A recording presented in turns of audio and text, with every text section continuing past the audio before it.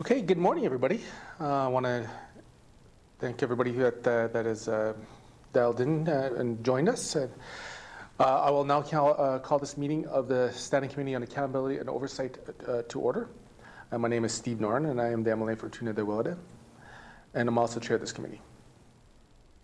Today, members of the committee are joining us by phone and by video as they continue to physically distance to help reduce the spread of COVID-19.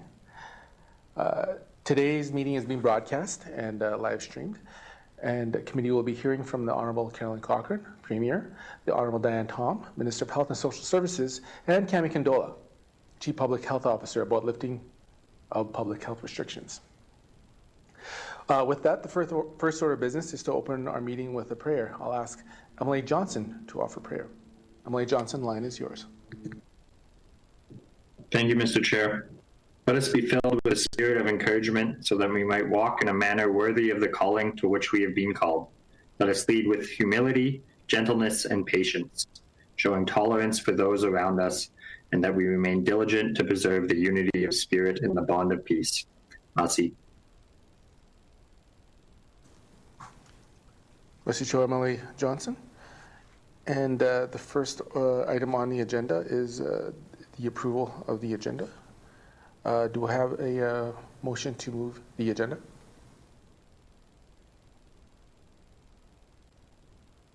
Can you get a verbal? Mr. O'Reilly. Do not see any objections? The agenda is moved. And stand by for a moment while I make a quick note.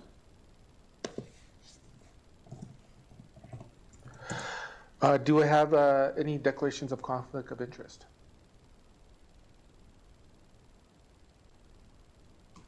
Okay, hearing none, I'll move along.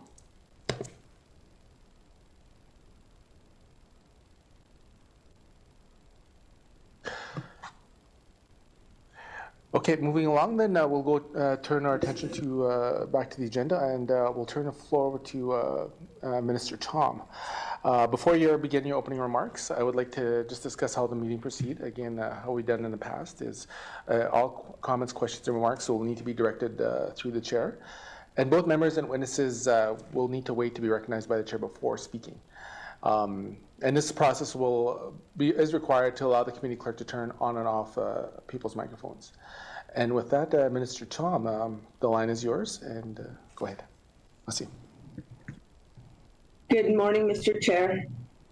Today with me are Deputy Ministers of Health and Social Services, Bruce Cooper, Chief Public Health Officer of the Northwest Territories, Dr. Kandola, and Conrad Bates, Deputy Chief Public Health Officer responsible for compliance and enforcement. Responding to the COVID-19 may be the greatest challenge our territory has faced in many years.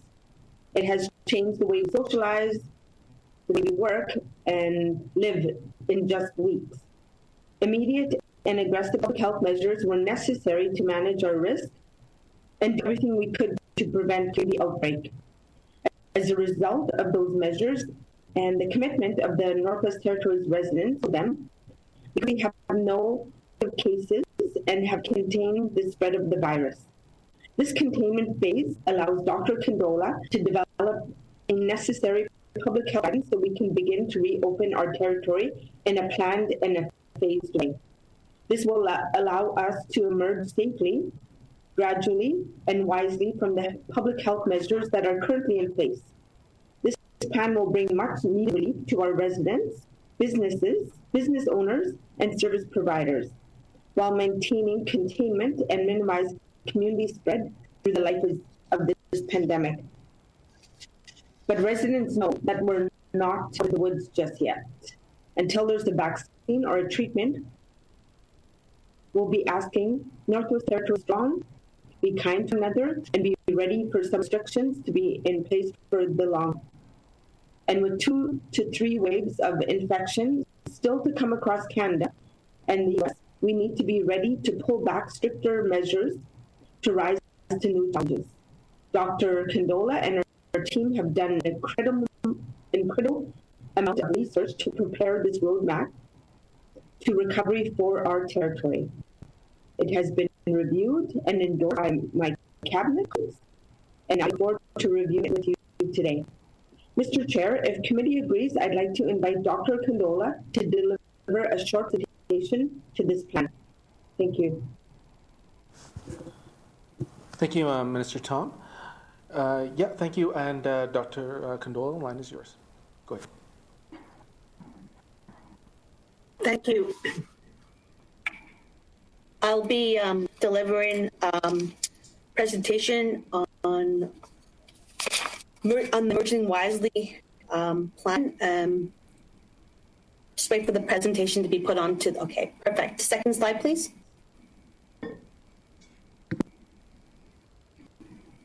Thank you. So with the overview, I'll be speaking about the underlying continuing requirements, talking about the 5 phases, going into more detail around the friendship circle concept, the requirements for us to move forward to the next phase, and what needs to happen if we have to consider going back a phase or maintaining a phase. Slide, please. So for our underlying requirements, just want to let viewers know that we are in the containment phase in the Northwest Territories. We have had 5 travel-related cases that have fully recovered. We've, since yesterday, performed over 1,945 tests. We, by Friday, will be full 28 days from when the last swab test came back negative, which represents 2 full incubation periods. We are only among a few jurisdictions in Canada that are currently in the containment phase. The other jurisdictions are the Yukon, Nunavut, and Prince Edward Island. However, in order to maintain containment, we must have strong borders until such time as the risk of exposure outside the territory goes down. Travel into the NWT must be restricted and monitored for anyone who has been outside the territory to ensure new cases that are brought back do not lead to community spread. And it's important to note that to properly protect NWT residents from the public health risks presented by COVID-19, we may need to keep the travel restrictions and self-isolation protocol order in place until the risk is reduced for the rest of Canada. If we open up the borders prematurely, we will have just delayed the floodgates of community spread in the NWT, not avoided it. A second priority will remain increased public health surveillance, especially given the new evidence around asymptomatic spread. We have expanded our criteria for self-monitoring and for testing to include more symptoms. And we are also looking right now at screening high-risk essential workers, especially those who are traveling to small communities. So if 1, we have no community-acquired cases before the end of the week, and 2, we maintain strong borders and continue increased public health surveillance, then we are on track to repealing the gatherings and closure of certain businesses order and replacing it with what will become the first of a few relaxing measure orders in the NWT. That new order could come into effect as soon as May 15. We are working actively with legal on this order to amend this. Next slide, please. So there are 5 phases we hope to move through from now until the time vaccine or effective antiviral treatment becomes available. In order to develop a plan to relax measures in the NWT, we wanted to ensure it was based on public health evidence and informed by a public health risk assessment exercise. So our office and team did use Johns Hopkins public health principles for phased reopening during COVID-19, as well as the Canadian Special Advisory Committee guidance for a strategic approach to lifting of restrictive public health measures. Next slide, please.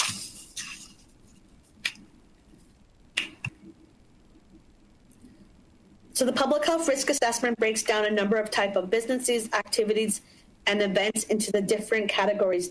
This was recommended by the Johns Hopkins report. So the categories are essential business, non-essential business, schools and child care facilities, transportation, outdoor spaces, interpersonal gathering spaces, community gathering spaces, and mass gatherings. We completed an initial risk profile using intensity of contact, volume of contact to reach a pre-existing risk level for each activity. We define intensity of contact as a function of contact type ranging from close to distant and duration ranging from brief to prolonged. And we define volume of contacts as approximate number of people in a setting at the same time on average. So what we know about COVID-19 is an ideal situation for COVID-19 to spread, the virus to spread that causes COVID-19 is close, prolonged contact with a large number of people, especially in an indoor setting.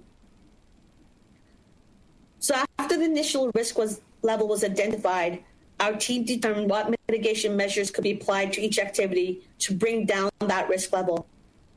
Most important risk level was to start with physical distancing. Then there was a consideration of engineering controls, which changes the physical environment to reduce the spread of the COVID-19 virus. An example like this of engineered control would be putting plexiglass barriers. The next step was considering what administrative controls could be used. And that's changing the behavior of the employee and the public. So it's like providing services by appointment only or reducing the number of customers on site. Finally, we gave consideration to the basic use of non-medical masks and personal protective equipment. And underlying all these processes were a strong emphasis on infection prevention and control practices. So enhanced disinfection protocols, hand hygiene, access to hand sanitizer, cleaning of bathrooms, cleaning between customers. This is a cross-cutting theme in all the risk assessments: physical distancing, engineering controls, administrative controls, use of non-medical masks and PPE. This is a hierarchy of control and infection prevention and control measures. Through applying these mitigation measures, we assessed to what risk level certain businesses and activities could be brought down. This mitigated risk level informs what phase of relaxing measures and activity can occur from a public health risk perspective. So the finished product looks a bit like the table seen in the next slide. So there you have the business activity, the category, intensity of contact, volume of contacts, that risk level based on pre-mitigation measures, and then you have the hierarchy of control, and then what level that mitigated risk was able to be brought down to. So we have made this full public health risk assessment plan available to the public. It is in the addendum of the Emerging Wisely document. We plan to update the table as we continue through our Emerging Wisely journey, marking activities in green when they're allowed, and as well as responding to the public. Yesterday, I had did a press release along with Premier Cochrane and Minister Thom, and so what we received a flood of emails of people who didn't necessarily see their activity or business there. Where there wasn't a prototype that we could lead them to, this is an evergreen document, and we definitely want to work with the public and the businesses to make this document relevant to them. We provided some examples of what activities could occur during what phase of our pandemic response. Next slide. Next slide, please. So in relaxing phase 1, we are introducing a friendship circle concept. So starting in relaxing phase 1, by public health order, every household can have an additional 5 persons in their house, in their home at any given time, to a maximum of 10 persons in the residence. So for example, if there are 2 of you in the household, they can now be 7 of you in total for indoor gathering. However, if you're a household of 6, there can only be 10 of you at any given time because that maximum of 10 has been reached. So the rationale behind this limitation includes the following. 95% of NWT households are 5 or less persons. So for 95% of cases, the limit of 10 won't need to be applied, which means 95% of residents have the same restriction applied, and this addresses fairness considerations. So this will address concerns during the containment phase where we had an order of limited indoor, private indoor households to those who live there. Other indoor activities in relaxing phase 1 allow for a max of 10 or less persons. So it's consistent from a public health risk assessment perspective. However, a friendship circle is going to be recommended for indoor visitors to your household. So these are recommendations. This is how it would work. Each person in your house can pick one person from any other household in the community. That decision would need to be mutual, reciprocal, which means that person would also need to pick the same person back. At any given time, your household can have a maximum of only one person over inside your house. This way, everyone in your house can have their best friend over for a coffee, play date, or hangout, while making sure there are only ever 2 households interacting so the risk stays low. And we also encourage physical distancing with your friends in your home. So that will be still recommended. And these are recommendations. And the purpose of this friendship circle concept is just keeping the circles as small as possible. To have that practice of keeping circles small is a great way, especially indoors, of limiting spread of COVID-19 virus. The next slide.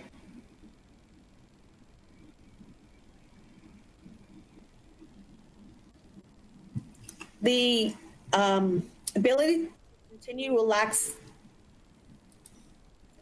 public health measures put in place in response to this pandemic is based on the continuation of strong interjurisdictional travel restrictions in place for the Northwest Territories, with dedicated resources for border security, protect NWT, compliance enforcement task force, and the self-isolation centers. The ability to have robust testing and public health surveillance. Transition from containment to relaxing phase 1 can occur after 28 days or 2 incubation periods with no community spread, and that requirement would be achieved by Friday. Transition from relaxing phase 1 to relaxing phase 2 can occur after further 28 days or 2 incubation periods with no community spread. So as early as 4 weeks after relaxing phase 1. Transition from relaxing phase 2 to relaxing phase 3 can only occur after a second wave of COVID-19 has peaked in Canada, and we're forecasting this for late August to October. And if there is community spread in the NWT community, transition to more relaxed measures in the rest of NWT may be put on hold. It doesn't necessarily mean we step backwards. Next slide.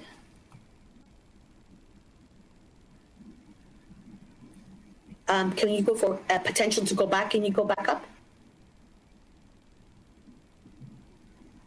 Okay, so it's not there.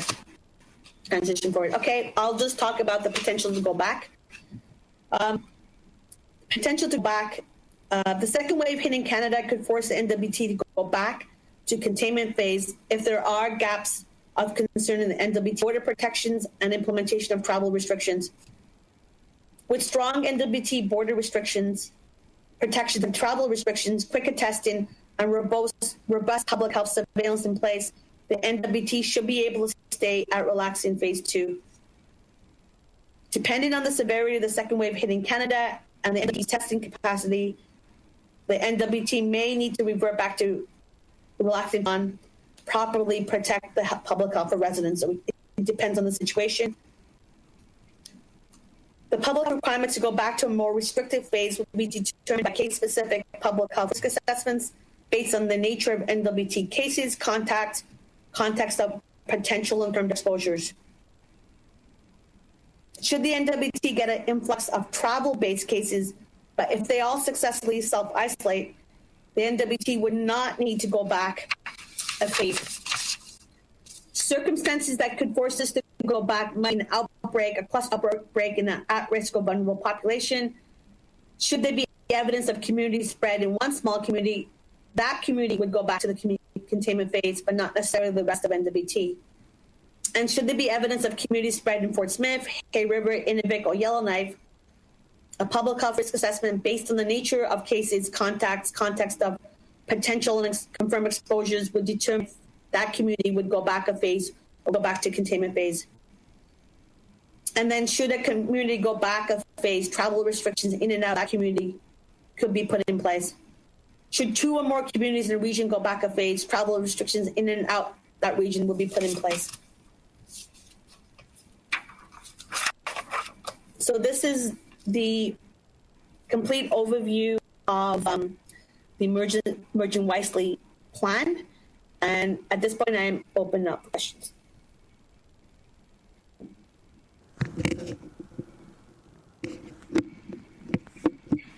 Okay, thank you, Dr. Kandola, Mr. Thom, and Premier Cochrane, members. We're going to move on to just a quick agenda item, and that's a motion to go in camera. Is that it? Oh, no, my mistake. My apologies. Sorry. Yeah. My mistake. Sorry. With that, I'll open up the floor here. I'm going to the queue here. First member up for Q&A, I have MLA Lafferty. Line is yours. Mr. Chair. Mr. Chair, I'd like to thank Minister of Health, Premier, and also Cami Kandola for doing such an awesome job.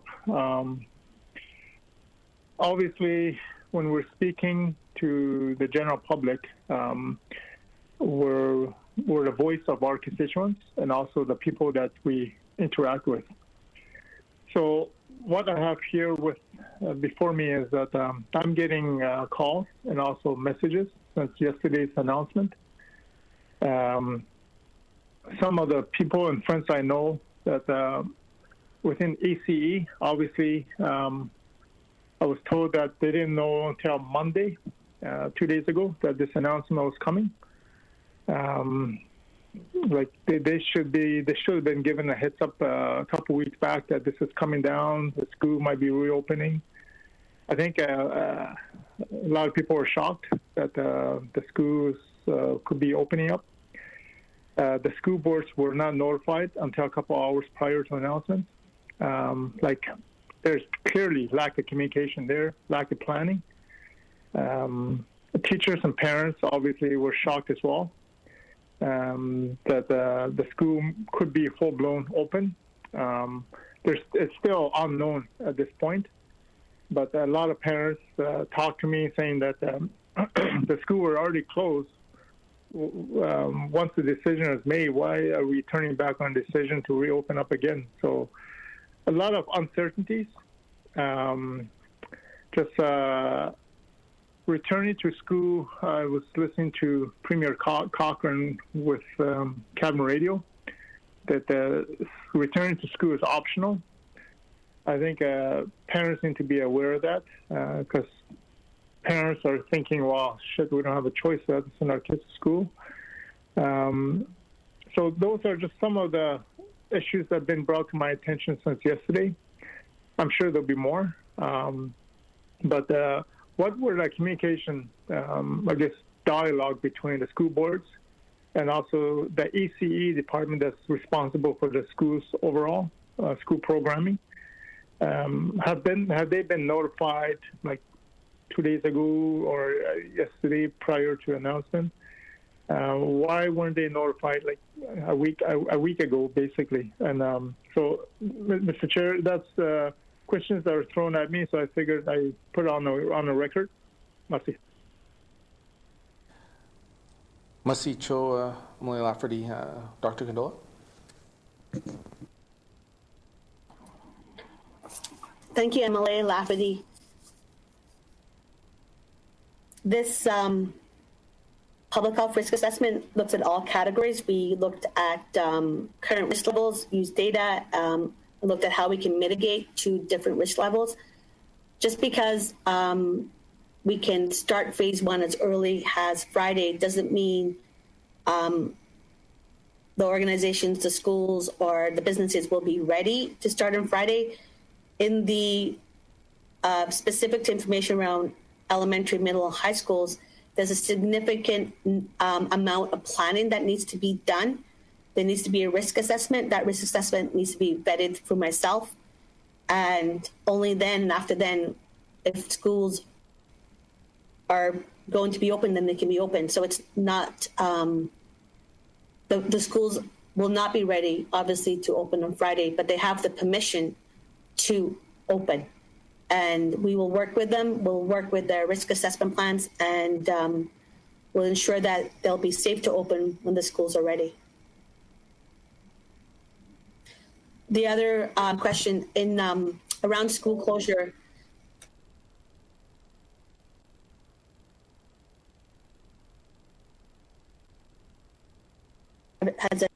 Has ever done around school closure related to the influx of teachers and students we're anticipating in the March break.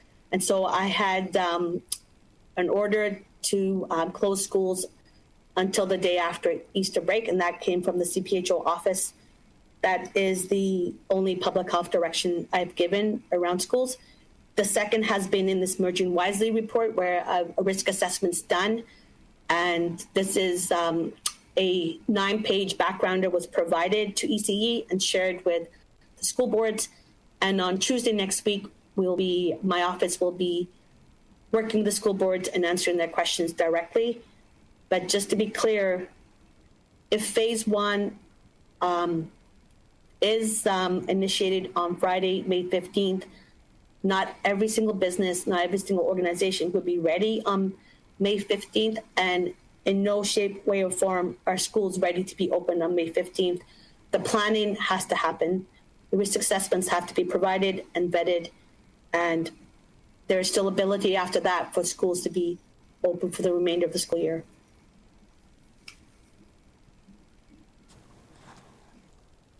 Thank you, Dr. Kandola. And moving along, up next I have Emily Bonnerouge. Emily Bonnerouge, the line is yours. Merci, Mr. Chair. Yeah, merci to Cami and the whole team during this pandemic. I know there were a lot of challenges thrown at everyone. It's the first time for everyone, as everyone is echoing. Commendable job.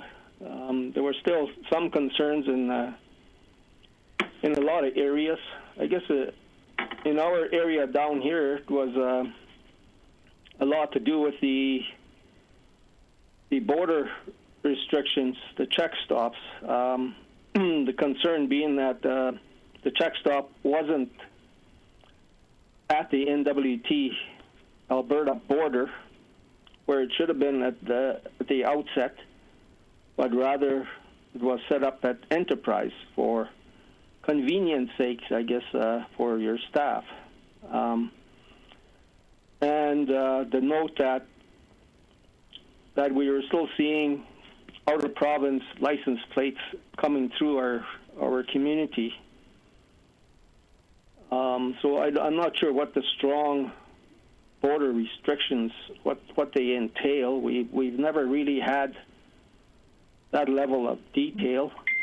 But I also note that it's been a long time coming. We're looking forward to the lifting of the restrictions. You know, we're at phase one now.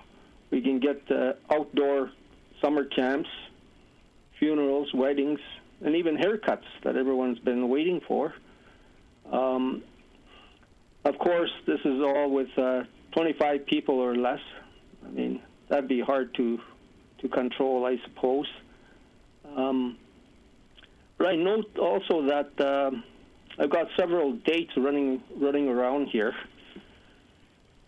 You're stating this can be lifted as early as Friday, May 15th. The information in our package, the transition forward page, relaxing phase 1 starting as soon as May 18th.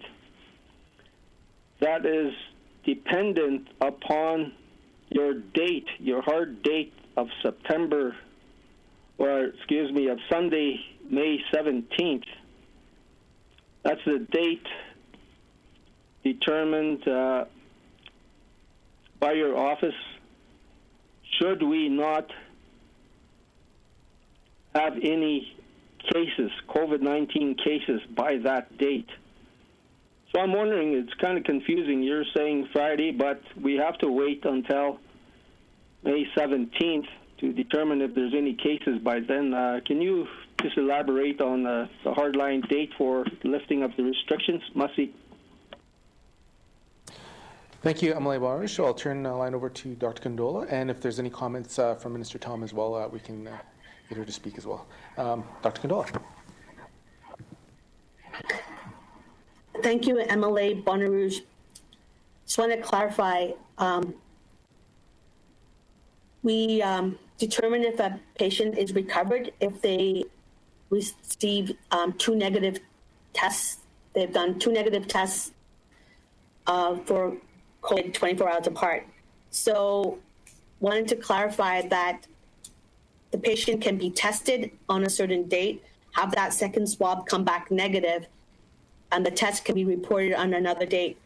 So looking back at the prior transition, just wanted to clarify that May 15th has been moved up as a hard date, because if you actually look at 28 days or 2 full incubation periods from when the last test came back, not when the test was done, the second swab was done, it was negative, and when you move forward 28 days, it brings you to May 15th.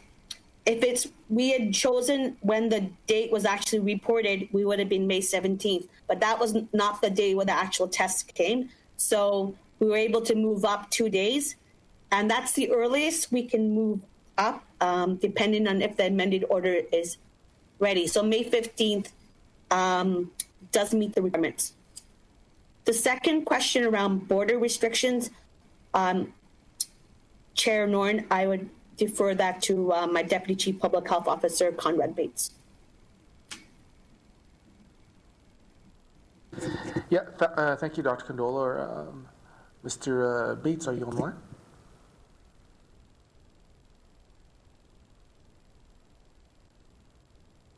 I do not hear him on the line. Okay, we can go back to that. Minister Thom, any comments from you? So I just want to make note that the check stop, we're moving the border from Enterprise to the border, like on Thursday. So tomorrow we're going to the actual border versus Enterprise.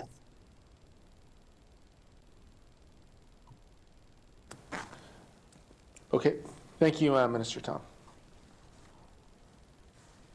Going back to the queue, I have MLA Johnson. MLA Johnson, line is yours.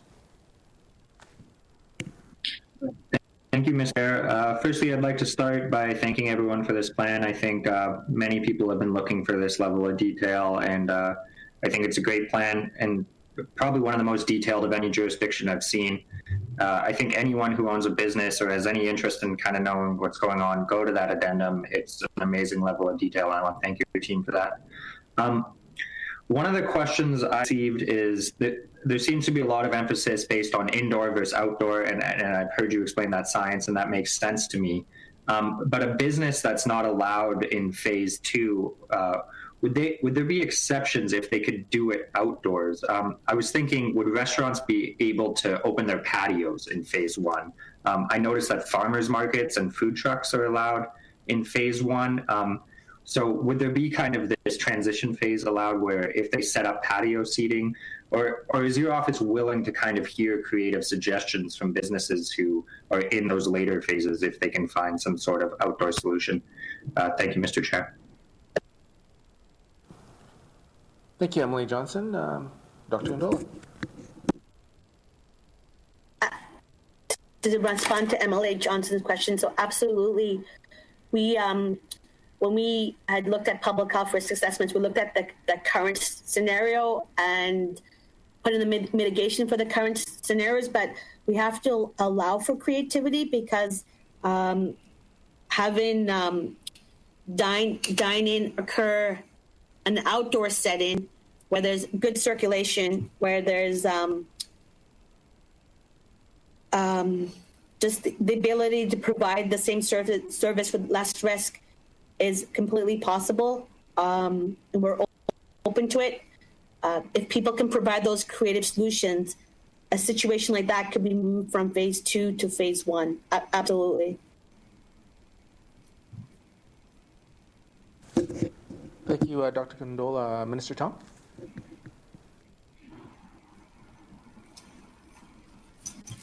Has been sent to the department is whether there is that flexibility. And I'm happy to say that Dr. Kandola has basically answered the BF for us. So thank you. Thank you, Minister Thom. Up next, I have Emily Martselos. Emily Martselos, the line is yours. Thank you, Mr. Chair. First of all, I want to thank Dr. Kandola, Minister Thom, and the Premier for a job well done. I think that the way they handled those 5 cases was incredible. You know, like I said in other meetings, that we're very lucky to have the healthcare system the way we have it now. I know that some of the regions have to, you know, we have to learn by this pandemic that it can't all be centralized. We have to have some services in the regions and in the communities, so that the communities could deal with some of these things too. And we've got to think about that in the future. But that's for the future. In that, right now, I want to be able to say that a job well done. I'm very proud of the people that led us into up to phase 1, and the whole thing with. I sometimes I felt there were a bit of gaps in communication, but you know what? If you ask a question, you get an answer right away, and that's what I did all the time. So I'm quite happy about the communication, and you know, the kids. Some of the kids are happy to go back to school, and I know that because a lot of them are telling me that they're bored, even though I don't see them, because they still call me, because I've been involved with schools for many years. All my volunteer work has been with the schools, and so parents and mothers and teachers, and so you know, I know that maybe some of them will have the option, and they have that option, and no one's telling them they have to go back next week. There'll be a planning period, so I just want to make sure that we all remember that this is a really dangerous pandemic. We still don't have a vaccine, and going into phase 1 is great. And I think that your department and did an awesome job under the leadership of MACA with the Premier. And I just want to congratulate you all for that. And I don't have any questions, because if I have any questions, I will ask them at a later date. So thank you very much, Mr. Chair. Thank you, Emily Martselos. Any comments from Dr. Kandola or Minister Thom? I just want to start by thanking MLA for her comments, Dr. Kandola, and her team, and Deputy Minister. and the Health and Social Services has done an awesome job to getting us to this point. Thank you for your comments, MLA Marcelo, and thank you. Thank you, Minister Thom. Dr. And Kandola. I just want to echo. Yes. Thank you, Emily Marcellus, and just want to echo Minister Thom. One of the important parts of working through this pandemic is being flexible, being adaptive, being responsive, and trying to provide information in a timely manner. And so we'll continue to try to do that to our abilities. Thank you. Thank you, Dr. Kandola. Next up, I have Emily Semler. Emily Semler, the line is yours.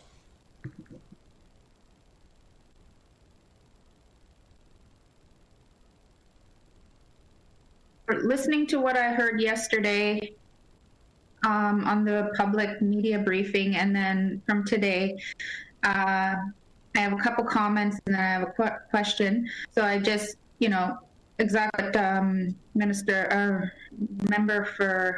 Member Lafferty had stated, that the education boards were not informed, but yesterday in the presentation said that the minister was working with the education board. So I was surprised to hear that in the media today from the education boards and a couple of emails that I heard. So that, and knowing how much work it's going to take for them to get back, if they are going to do school for certain groups, and I'm hoping the students with departmentals and things will make their life a lot easier for that transition. The questions that I do have, though, are related to the phase one. So we have no cases. We've had no case for almost 4 weeks. In the Beaufort Delta, the only road into Inuvik now has been closed until the ferries are in. So that's usually June 5th, 6th. Every person coming in through the airport our airport, the staff that have been screening, and everyone's going to the isolation center who's from a small community. The questions that have been asked to me, even after the presentation yesterday, were from small business and from locals, is why is it so strict in our region when we have no cases? We can't get back to normal when we can reverse it community-based. So in our region, we've kind of have this, the roads are closed, we've got airports shut off. So why can't we get back to a little bit more of a semi-normal than the rest of the territories where there's roads going in and maybe there's not as much control?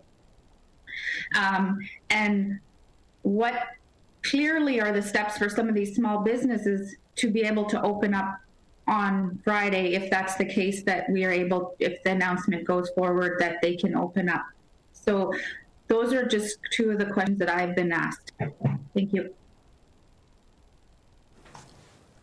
Thank you, Emily Semler. Dr. Kandola.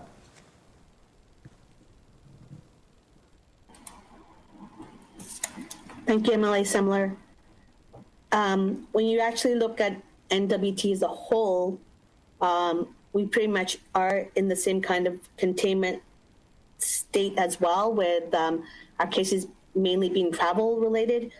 What you'll notice with our phase one is that we've actually have relaxed public health measures at a greater level than you would see in the reopening plans for the rest of Canada.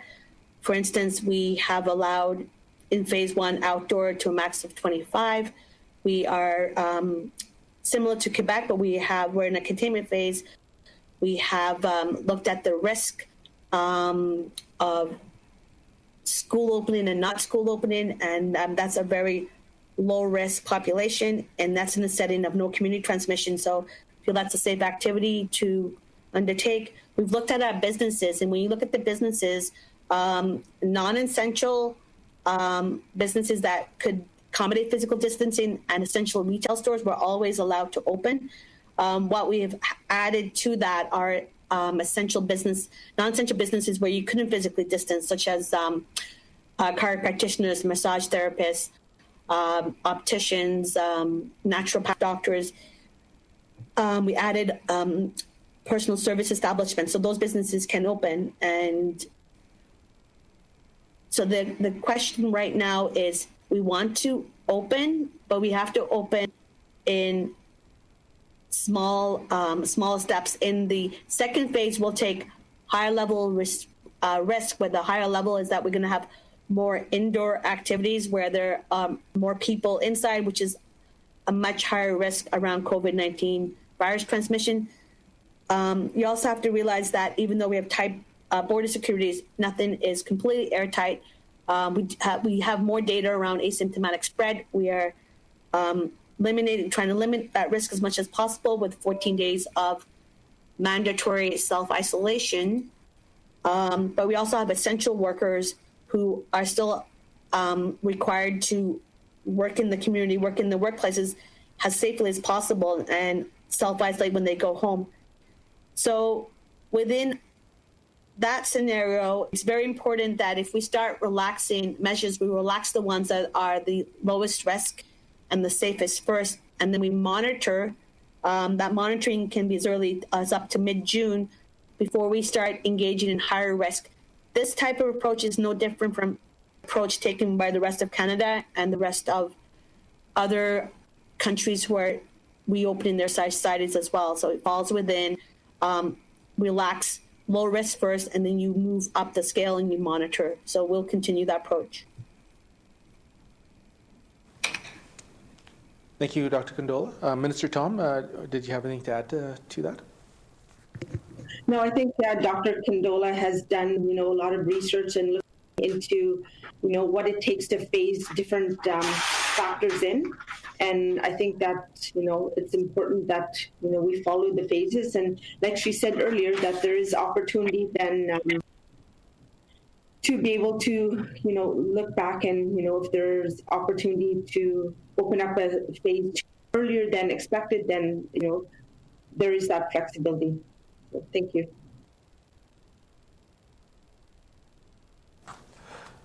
Thank you, Minister Thom. Up next, I have Emily Jacobson. Line is yours. Thank you. Thank you, Mr. Chair. Good morning, everyone. Just in regards to yesterday's remarks in regards to opening up the schools, I don't see why we're trying to open up the schools and stay the course that we're trying to take of keeping them closed till September. My question is why we'd open up for the teachers that are out of our communities that have to fly in, isolate, I guess, for 2 weeks and then 3 weeks of school. So we have 5 weeks of school left in the calendar year. So is there any consideration? There's our local DEAs that haven't been contacted yet, or I just want to make sure that we should be staying the course instead of opening up schools, because we have 5 weeks of school left and they're not going to get into a routine. Thank you, Mr. Chair. Thank you, Emily Jacobson. Dr. Kandola.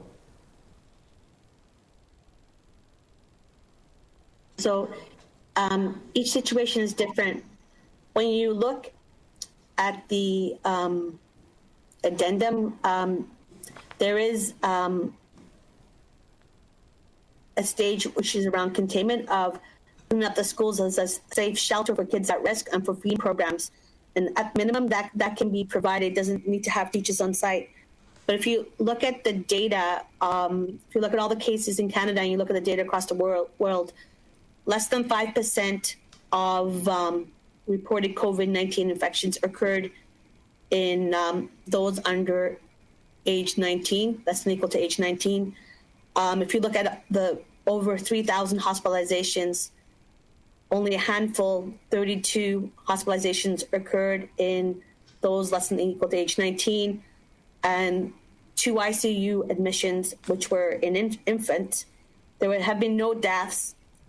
And when you look at the national federal guidance for kids less than equal to 10, they don't feel that they're a strong driver of the outbreak, and you can pretty much look at where are the cluster outbreaks occurring the most and where are the deaths occurring. Well, it's long-term care facilities. Over 95% of our deaths have been people greater than or equal to age 60. What I feel that has driven a lot of the fear and anxiety has been that in the past, when you look at pandemics and when you look at H1N1 and look at influenza, return to school and kids have been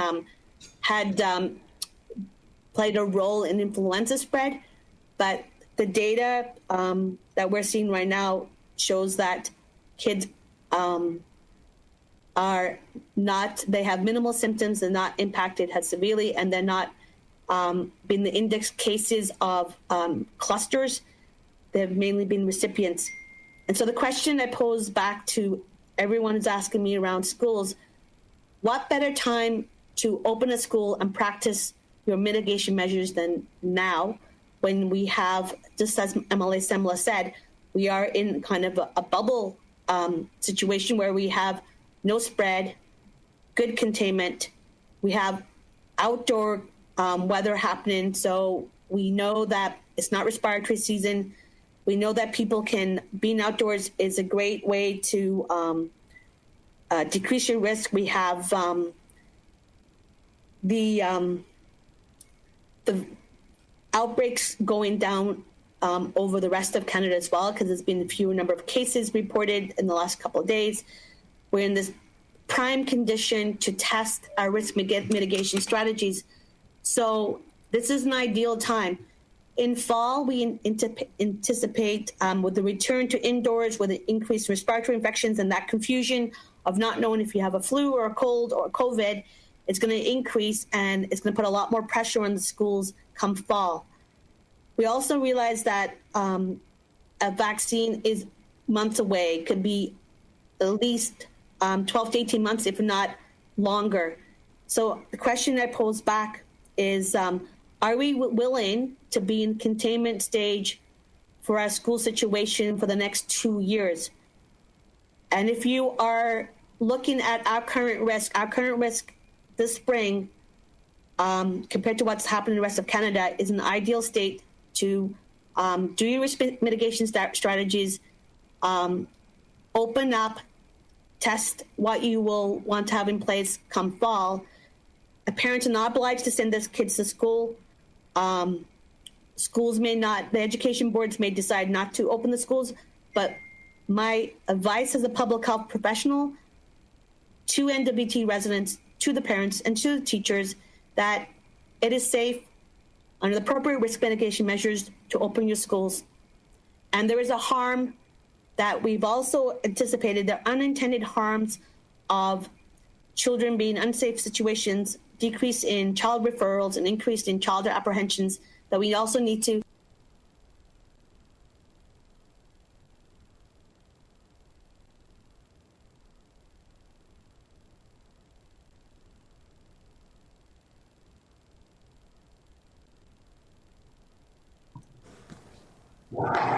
Is Dr. Kandola there?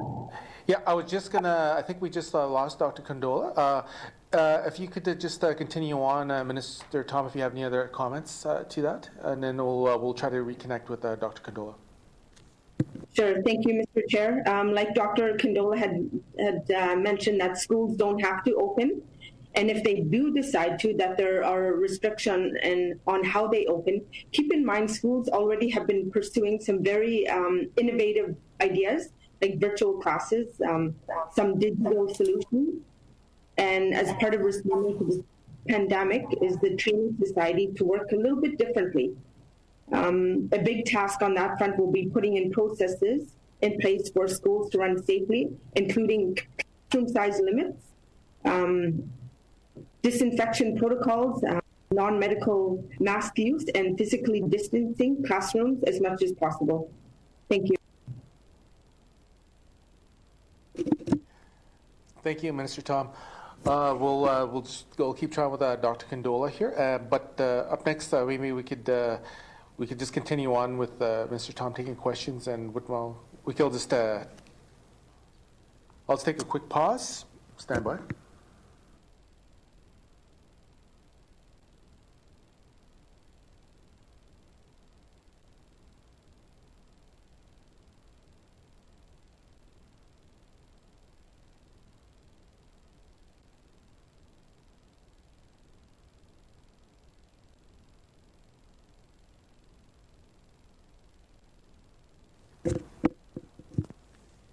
Yeah, it's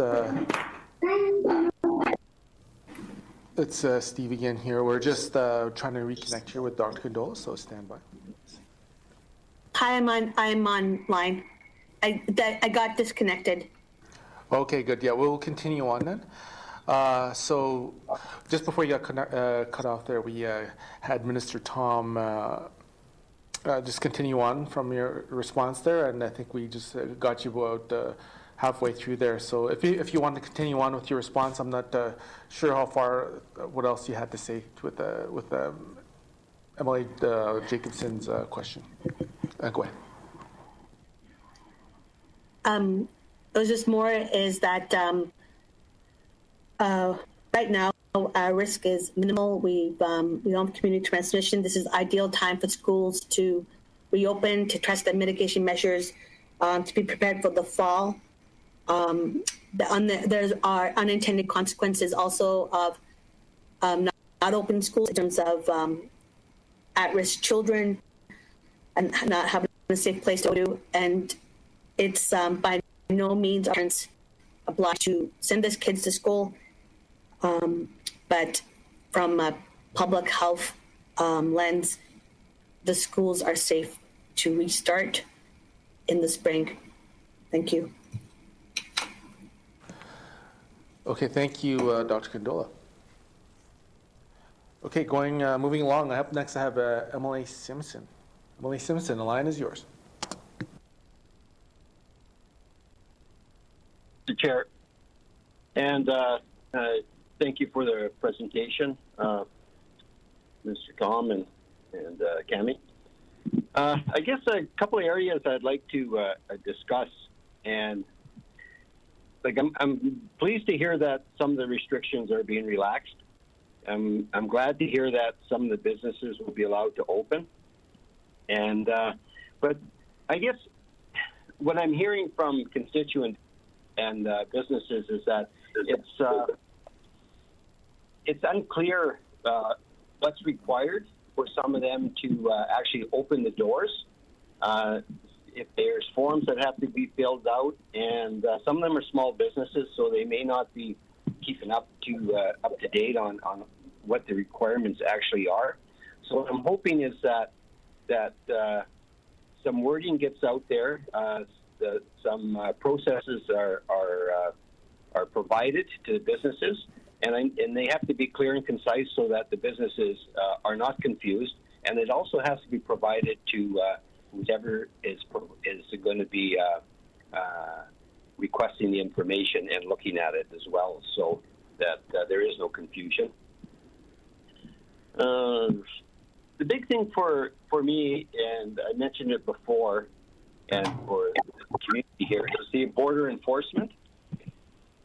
Right now, it's still a big issue here in the South Slave.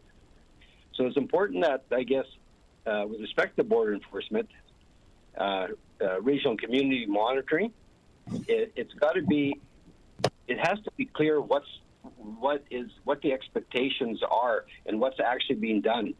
Because I get questions every day on, why is this person getting to come in? Why is this person, being able to go to high level and come back and not self-isolate, and who's monitoring it, and that type of thing. And it appears to me it's up to the citizens or up to the residents to do that, and to call in and report. But I think we have to make that a lot clearer on what enforcement is and what monitoring actually is, because even for myself, I'm not quite clear, and and I'm getting the information and I'm reading it. So I think it's important for the residents to know that. The other thing that comes up too with border enforcement is you get people calling in and saying, well, I saw these Alberta plates or I saw BC plates in the community. And so there's some confusion with, just because somebody has Alberta plates on their vehicle doesn't mean the passengers or the driver are not NWT residents. They may have the proper identification, like driver's license and that type of thing. So that's important to let people know. The other thing that comes up too is the use of status cards and Métis cards to gain access to the NWT. Both those cards, my understanding is, I know for sure the status cards don't have addresses on them, and I'm just not sure what direction the border security is given and how they address that. The other thing is the information that's being taken at the border. Like, what's actually being done with it? It goes somewhere, and what happens with it? I guess what's the chain of custody with it, and who actually uses it to ensure that people are required to self-isolate are actually self-isolating, and people are asking that question as well. The other thing is people coming across the border. There's paperwork that has to be filled out. And my understanding is that not all people coming across have that paperwork. And I guess what I'm looking for is, why are we allowing people to come across the border if they don't have the proper forms filled in prior to hitting the border? Do they have the option to fill it out at the border? Because it seems to me is that they don't have it filled out prior. They just shouldn't be let in. Period. The other thing is concern is that people now, they see residents coming and going, say into High Level or wherever, and possibly Grand Prairie, and they come back and they don't self-isolate. And we've all kind of been locked up in the territories here for the last couple of months, and people are getting anxious to move around now that the weather's warmer and that. And I think what we're going to end up seeing is more people are going to just say, to hell with it. We're just going to go south and come back, and because there seems to be really no monitoring and no enforcement of whether we self-isolate or not. So when we talk about a strong border at this time, I think we have to really take a look at it and do something about it. But other than that, I think one question I do have here as well is with respect to campgrounds, private campgrounds, will they be allowed to open here as well if they can show social distancing and make sure that they follow all the rules? Thank you. Thank you, Emily Simpson. So I'll just first turn the line over to Minister Thom for comments, and then we could go to Dr. Kandola. So, Minister Thom, line is yours. Thank you, Mr. Chair. I want to start off with, that's a whole lot of questions, Emily Simpson, but let me get started with, first of all, the border piece. So effective tomorrow, we are moving the border over from Enterprise right at the Alberta border. So I think that would help alleviate a lot of things and some of the concerns that we've been hearing. So I'm going to start off by asking Conrad to speak a little bit about the enforcement part. And then when it comes to the campground, I'm going to ask Dr. Kandola to speak a little bit about the campground, because a piece of it is in a phase 1. And there's another little piece that she's included in phase 2. So I'll start off with Conrad, and then we can move to Dr. Kandola. Thank you, Mr. Chair. Thank you, Minister Thom. Mr. Bates, the line is yours.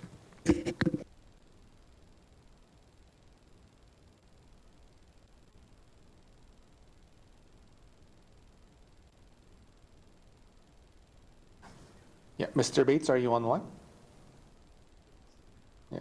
Okay, we'll go on to Dr. Kandola, and we'll try to reconnect with Mr. Bates. Dr. Kandola, line is yours. Mr. Conrad Bates, his computer is frozen, so I just texted him to restart it. Same thing happened to myself.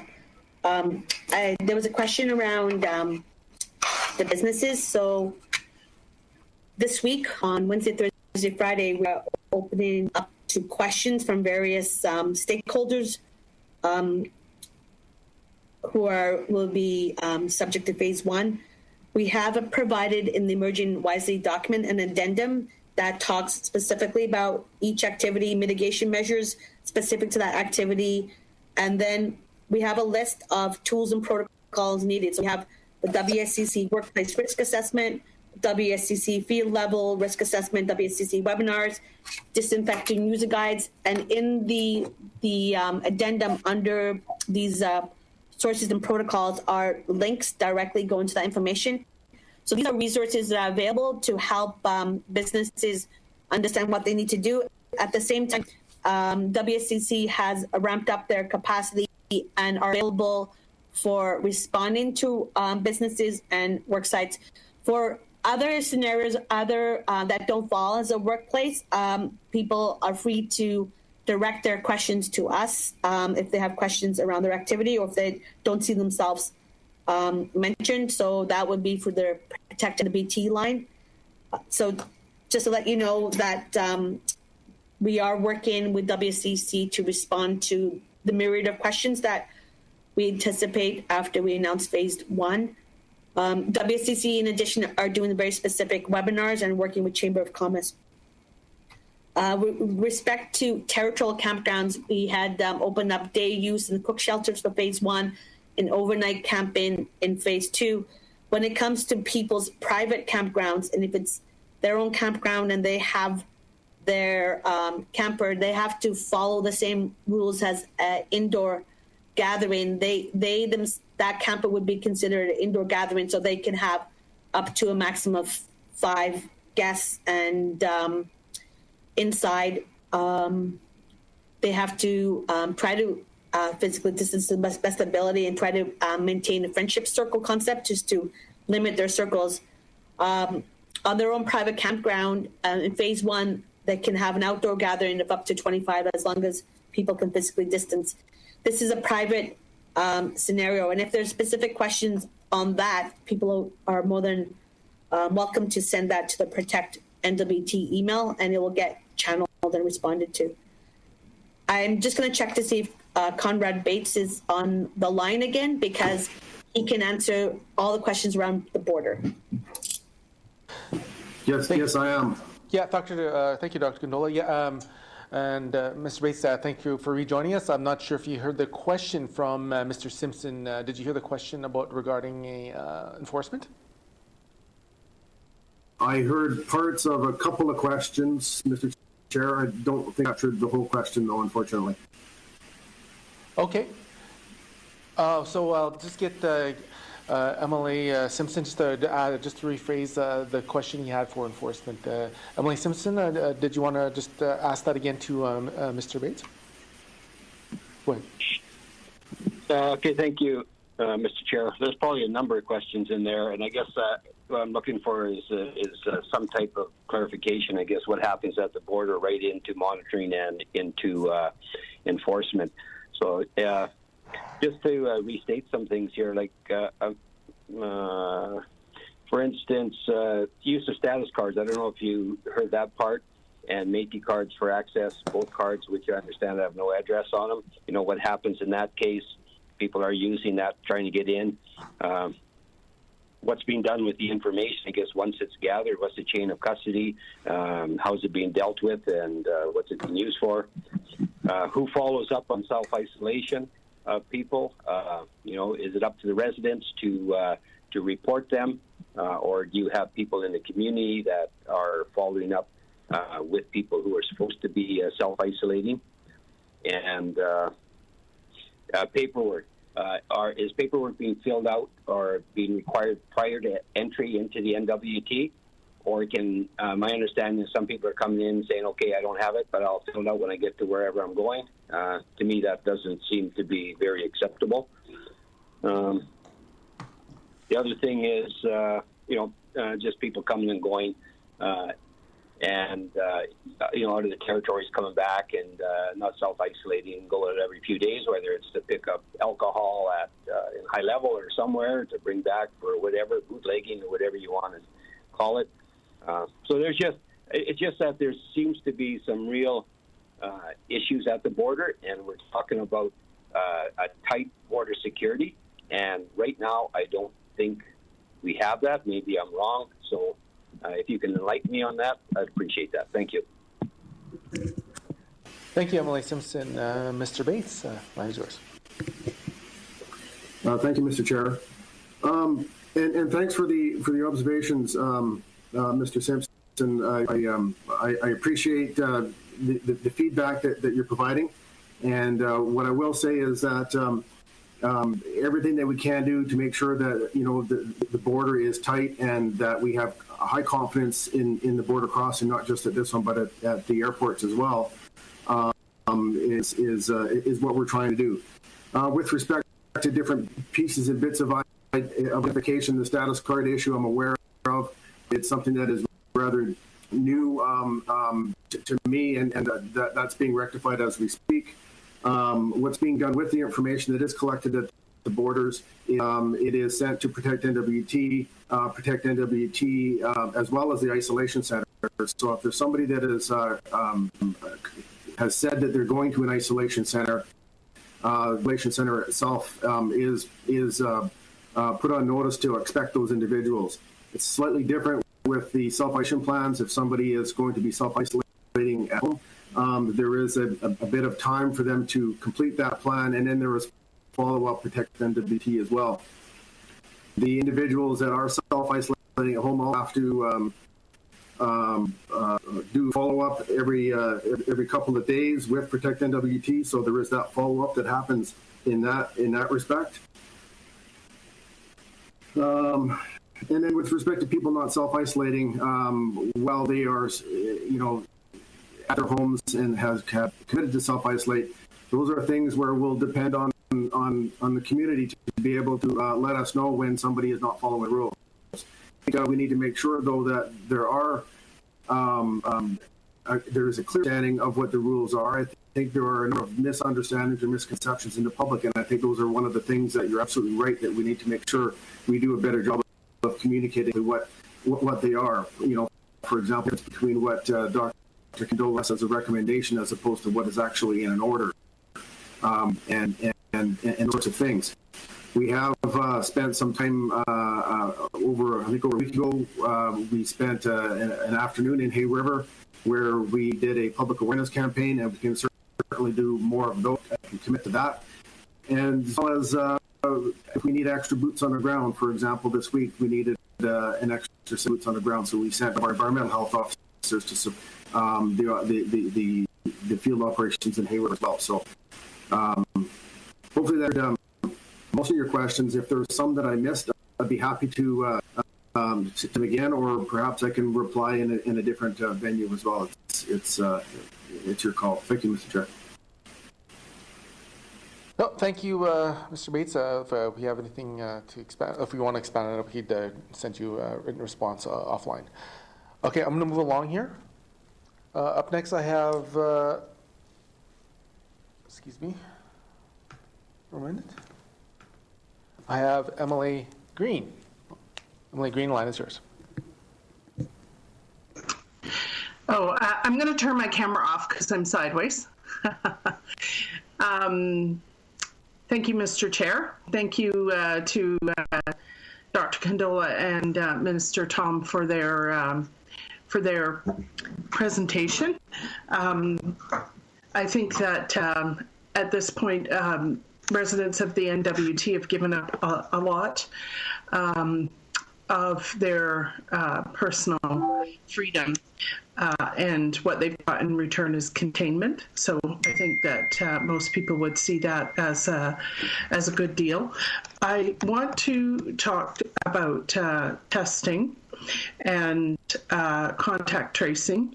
So my question maybe would be better put to the Chief Medical Officer, but I'm going to ask it here. So what we know from the South is that community transmission can happen in closed facilities, and it's necessary at that point to test everyone who is in that site. So it could be a care home, a school, a jail, an assembly line. And at this stage, there could be hundreds of tests required at once to test the entire group. So my very specific question is, how many tests does the NWT have access to now in both the standard and rapid categories? And how many tests of either type does the GNWT receive in a week? Thank you. Thank you, Emily. Thank you. Green. So I'll turn that over to Minister Thom. Mr. Thom, the line is yours. Thank you, Mr. Chair. I'll start off and then I'll hand it over to Dr. Kandola. But in the immediate future, our two biggest priorities are upping our Gene Expert rapid testing machines in place, stocked with swabs and operational, and designing some community spot testing initiatives to get even more information about our communities. And just once again, I just want people to know that we'll never let up on our aggressive testing strategy. It's the best tool that we have to respond to this virus right now. So with that, I'm going to hand it over to Dr. Kandola, as she may have a little bit more detail about, the exact numbers, because I'm just not aware of how many swabs are done on a weekly basis or what we have in stock. Thank you. Thank you, Minister Thom. Dr. Kandola. So this is very detailed information. We do get inventories of swab inventory. We have two specific swabs. One is specific to COVID, called the Aptima swab. We have a lot of that available. We also have a universal transport medium swabs in less supply, but that can cover a whole respiratory panel. This is a very detailed question around inventory, so we can provide MLA Green the exact up-to-date inventory we have now, but I can give a higher-level overview. What we're seeing is that we are exiting the respiratory season. So even though we may have a lot of swabs available to test people are even expanded clinical case definition are not coming in to get tested because they simply don't have the symptoms. So we anticipate that decrease over the summer months. So we may have a lot of swabs, but people have to come forth and get tested. We have the highest testing amount per capita in Canada. What we are looking at now is looking at screening. Screening is looking at people who have no symptoms and developing a prioritization around screening people who have no symptoms and who we screen. So given 2 incubation periods, no community transmission, at some point information, this information would have surfaced. We don't at this point, so we're looking at the border and deciding who do we prioritize for screening. If they're high-risk essential worker, especially if they go into the communities, can we offer them a test if they have no symptoms? And so that is an enhanced public health surveillance measure that we are doing in addition to our expanded list. We typically do prioritization of contacts and decide who's a close contact, who's not a close contact, because if we had an exposed, if we had a case of COVID, we would recommend that all close contacts go into a mandatory 14-day self-isolation. And then we would assess contacts based on risk. So we, just because if there's a scenario of one person has COVID and there's been 2 close contacts, we don't swab the entire building because that would not have a very low yield. We prioritize who's at risk.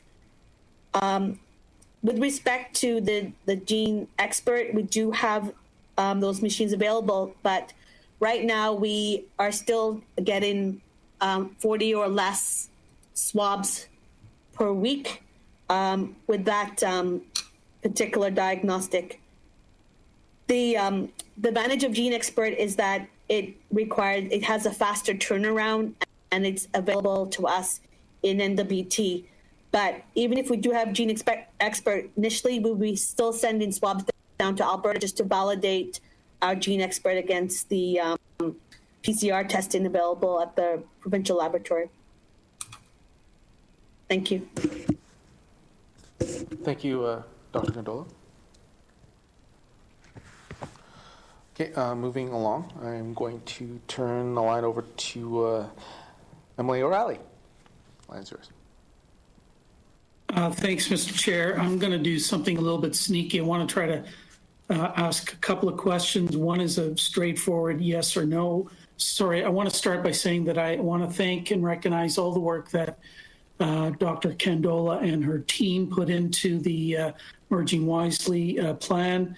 It's a good risk assessment. I've had some involvement with risk assessment, and I agree with the rigorous systematic methodology that was used. I might quibble with some of the rankings, ratings, but it's a good piece of work, and people need to have a close look at it. And I appreciate that there's additional examples that are going to be brought forward in the appendix as well. But just one very quick question, if I can, Mr. Chair.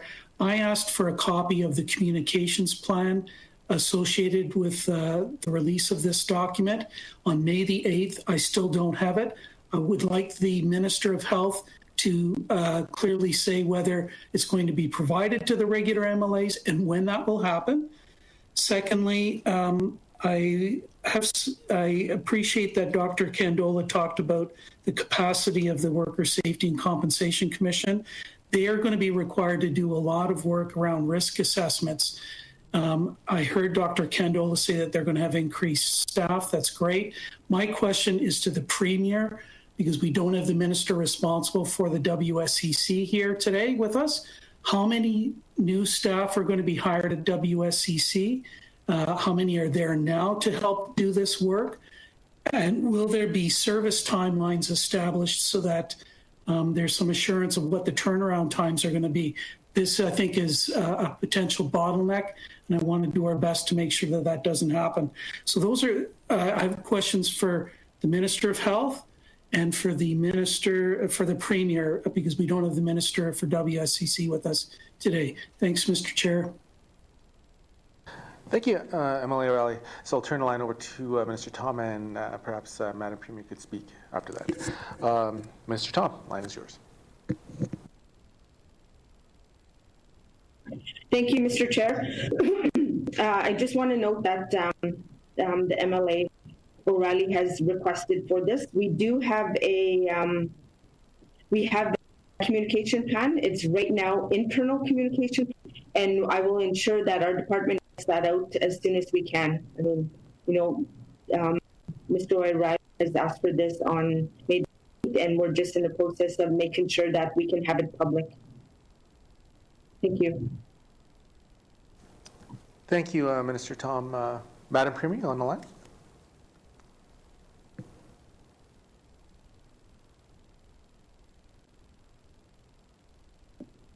Yes, thank you, Mr. Chair. Can you? Yeah, we heard. Yeah, we hear you. Go ahead. Yeah. Okay. Thank you. Assuming that can you hear me, Mr. Chair. Thank you for the question. How many staff do we have currently at WSCC? Because I'm in this question now, and it is in my portfolio. In fact, I don't even know how many staff in my own department. I'd have to go back and get a list of them. So I can't tell you exactly how many now.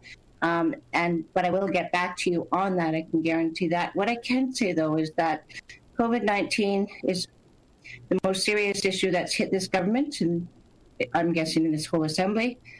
I hope we won't have anything else that's so major. And we put all of our resources into protecting our people. So the loosening of the restrictions from Dr. Kandola are contingent on having a secure system, secure borders. My commitment to Standing Committee is that we will hire the staff that are necessary to be efficient within the opening up to this. And that is my commitment as your Premier, and I will get you the answers for your answers, how many staff, as soon as possible. Thank you, Mr. Chair. Thank you, Madam Premier. Any comments, responses from Dr. Kandola? No? Okay. Okay, moving along. Up next, I have Emily Cleveland. Emily Cleveland, line is yours. Start off by just saying thank you very much for this document that was released to the public yesterday. It is very clear and concise. Sorry, I have school going on in the background here that's a little bit loud. So I would like to say thank you very much to the staff of Health and Social Services that put this together very quickly, and it's a very thorough document and much appreciated. My question today, I've heard from a lot of nursing students at Aurora College that are questioning why schools open in phase one. They'll have the ability to get their hair done in phase one. They'll have the ability to return to theaters in phase two, but they can't return to class in order to finish their studies as nursing students and potentially join the front lines with our nursing staff at Health and Social Services. So I'm wondering if the Chief Public Health Officer can speak to the reasoning around why Aurora College grads cannot return to school until phase three. Thank you. Or Aurora College students, sorry. Yeah, thank you, Lynn Cleveland, Dr. Kandola.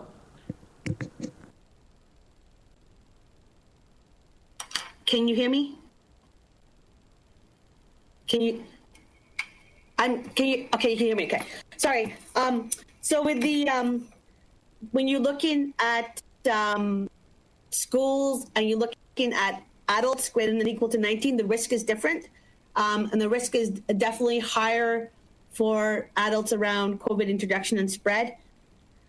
And indoor gatherings is a high risk scenario. And if the inability to physically distance, dorms are also a high risk scenario in terms of crowding. So when we look at recommendations and risk scenarios specific to college and universities, it's definitely at a higher risk than elementary, middle school, or daycare. The recommendations are our level of what it can be mitigated to, but if Aurora College, if they can come up with a plan on minimizing risk at the same time providing that type of support, we're open to listening to it. But we do know that specific to health, sometimes it's difficult to physically distance when you're, especially when you're working around demos or models. It just needs to have a plan of how would they decrease the risk. And we would reconsider it, but right now, colleges, universities with the overcrowding, indoor classrooms, adults, dorm scenario in some of the areas of NWT is much higher risk than what we have seen with the data for those less than or equal to age 19.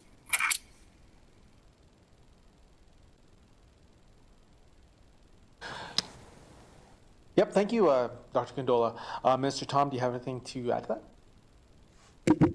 No, I think Dr. Kandola has answered that. Thank you. Okay, thank you. And up next, I have me. Again, I just want to thank Mr. Thom, Dr. Kandola again for the work that's done up to this point, and I want to say a cautious congratulations because we're until we get a vaccine, and we're not going to be like totally out of the woods for this pandemic.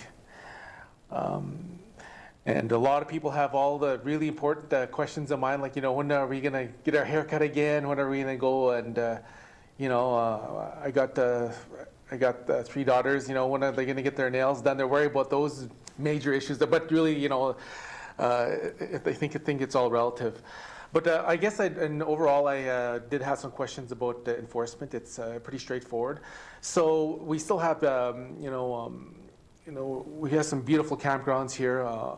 The people from Yukon, BC, and Alberta will be wanting to come in. So let's say if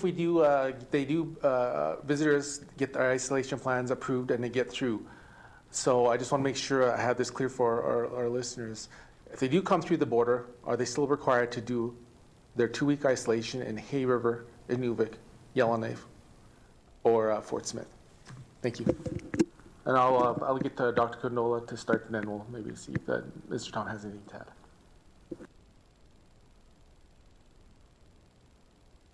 Is that delicate balance in that we've opened up in phase 1 businesses, outdoor activities, schools. We've opened up so many activities that we haven't seen anywhere else in the rest of Canada. And the ability to relax has been exactly what Semla has alluded to, is that there appears to be very minimal risk internally in NWT with that current arrangement. The question is that balance of, if the greater freedoms we're experiencing internally is because we have tight border restrictions and enforcement, then at the same tone as once we start loosening those up and not requiring that mandatory 14 days, once we start opening that up, then we can't do it both ways. Then we would have to tighten up some of our internal restrictions because it puts people at risk. So it's a very difficult scenario if we continue to see the rest of Canada that we do have community transmission, we do have cluster outbreaks.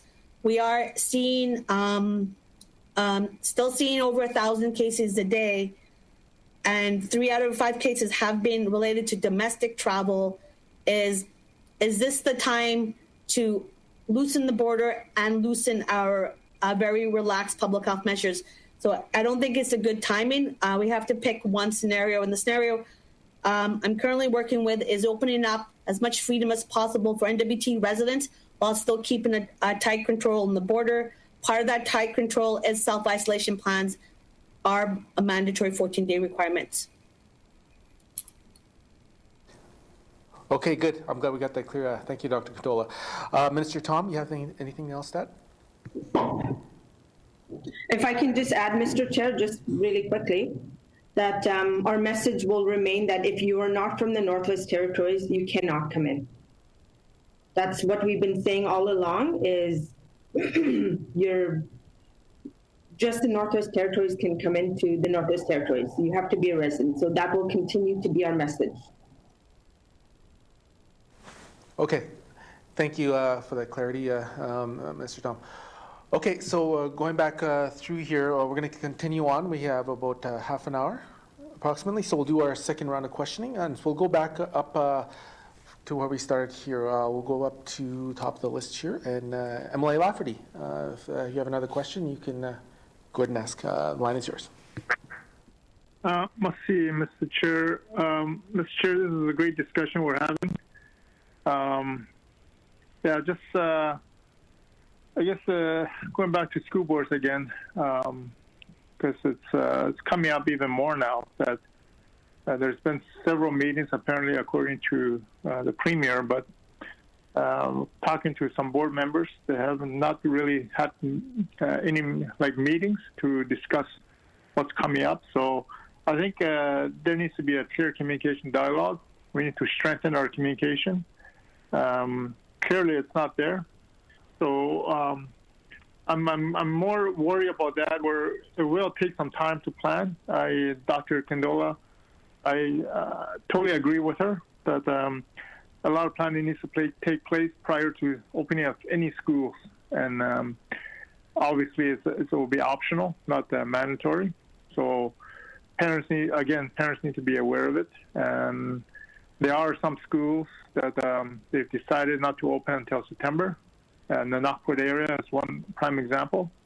And with our school here at Chouchin-Bruin School, obviously we transport students via buses, similar to Yellowknife and probably Hay River and other surrounding communities. How can you distance a student from a bus driver to other students? You know how kids are. They're very interactive. So I think it's going to be very challenging having these students coming back to school. I'm sure these will be talked about, but by the time by the time we're done talking, I think the end of school year will be done. So I think it just makes more sense to open up all the schools in September as opposed to like now. But that's just me from what I'm hearing. But so what is the plan going forward? Maybe too premature on dealing with the students on the school bus, because I have to respond back to my constituents that are asking. Even the bus drivers are asking me, how can we deal with these students coming on our buses and to do self-isolation with them? So, Mr. Chair, just a couple more follow-up from my perspective. Yeah, Masicho Lafferty. Minister Thom, and then we'll go on to Dr. Kandola. Minister Thom, the line is yours. Okay, thank you, Mr. Chair. I just want to mention again that all the schools do not have to open. And some schools, if they decide to open, that they would have to put a plan in place that is approved by Dr. Kandola's office. And, she will ensure that there are restrictions that are in place, that, a bare minimum classroom, and that there's restrictions that are in place, and this is all pre-approved from Dr. Kandola's office. So that's kind of the plan on, again, schools do not have to open, but if they decide to, that they need to go through the office. Thank you. Thank you, Minister Thom. Dr. Kandola. So in phase one, we described the risk assessment process that we did and the mitigation strategies.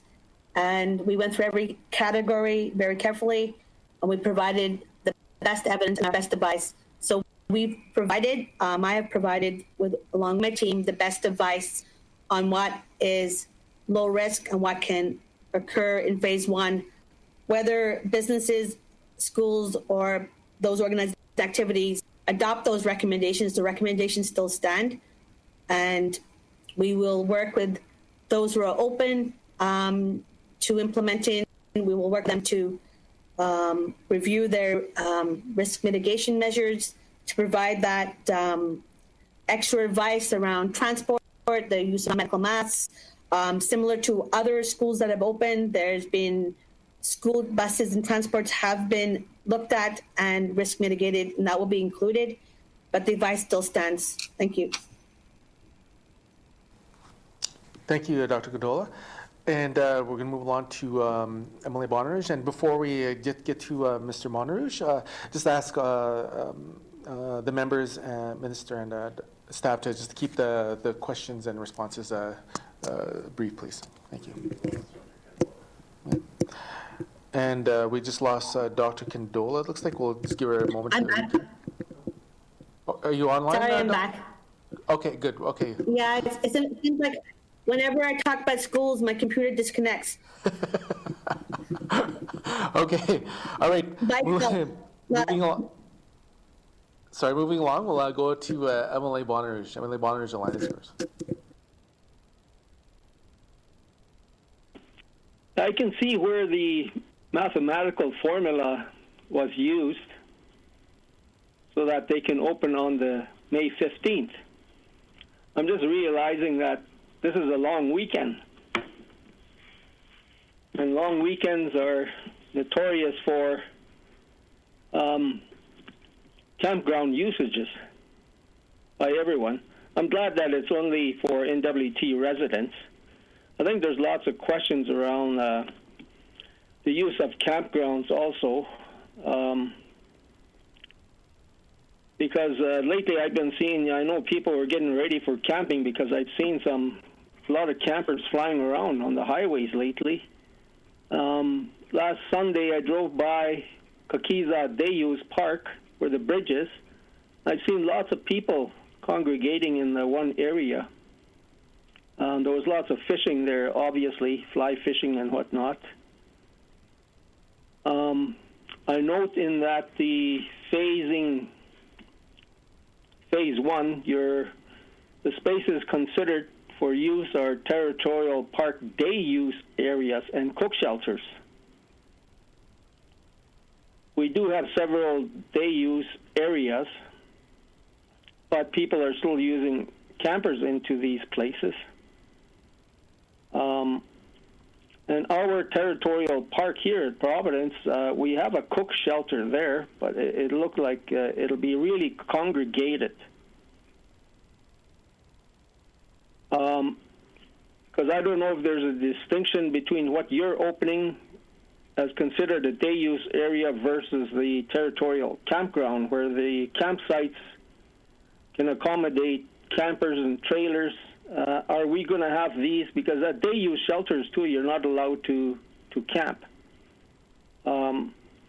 So it's very vague on detail for these. Probably the campground operators too wouldn't know what's going on. Maybe the ITI managers also. I'm just wondering what your control measures are for this scenario. Masi. Thank you, Emily Bonnerouge. Minister Thom, and then Dr. Kandola. Minister Thom, line is yours.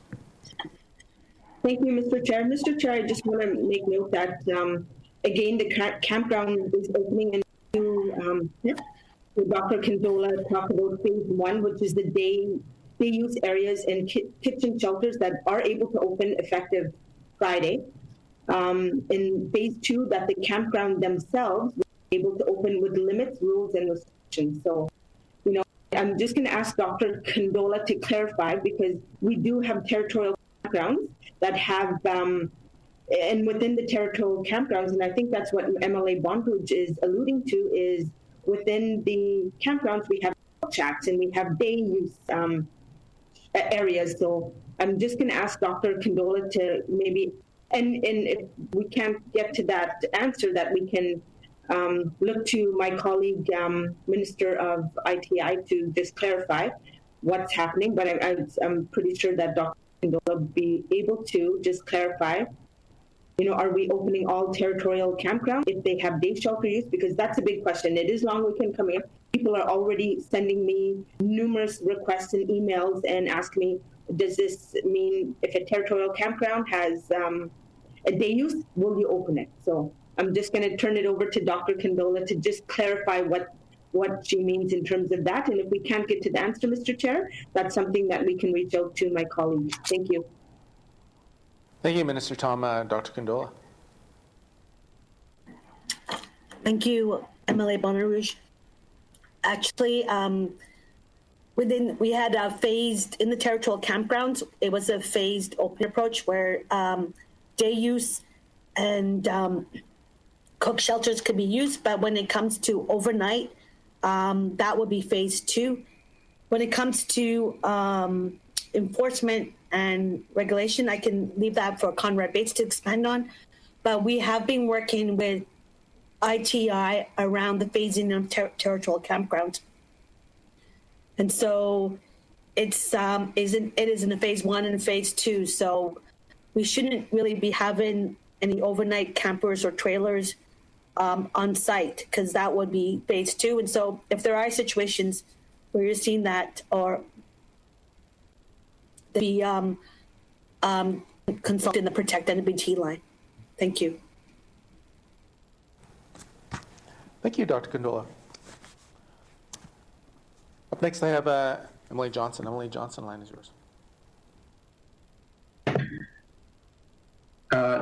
Thank you, Mr. Chair. Perhaps you could just get a little more clarification on the rapid testing. I heard that we do now have the one rapid testing system.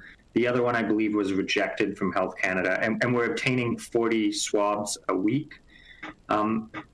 I guess one of the kind of criteria to move into phase 3 is the ability to have a rapid testing apparatus in place.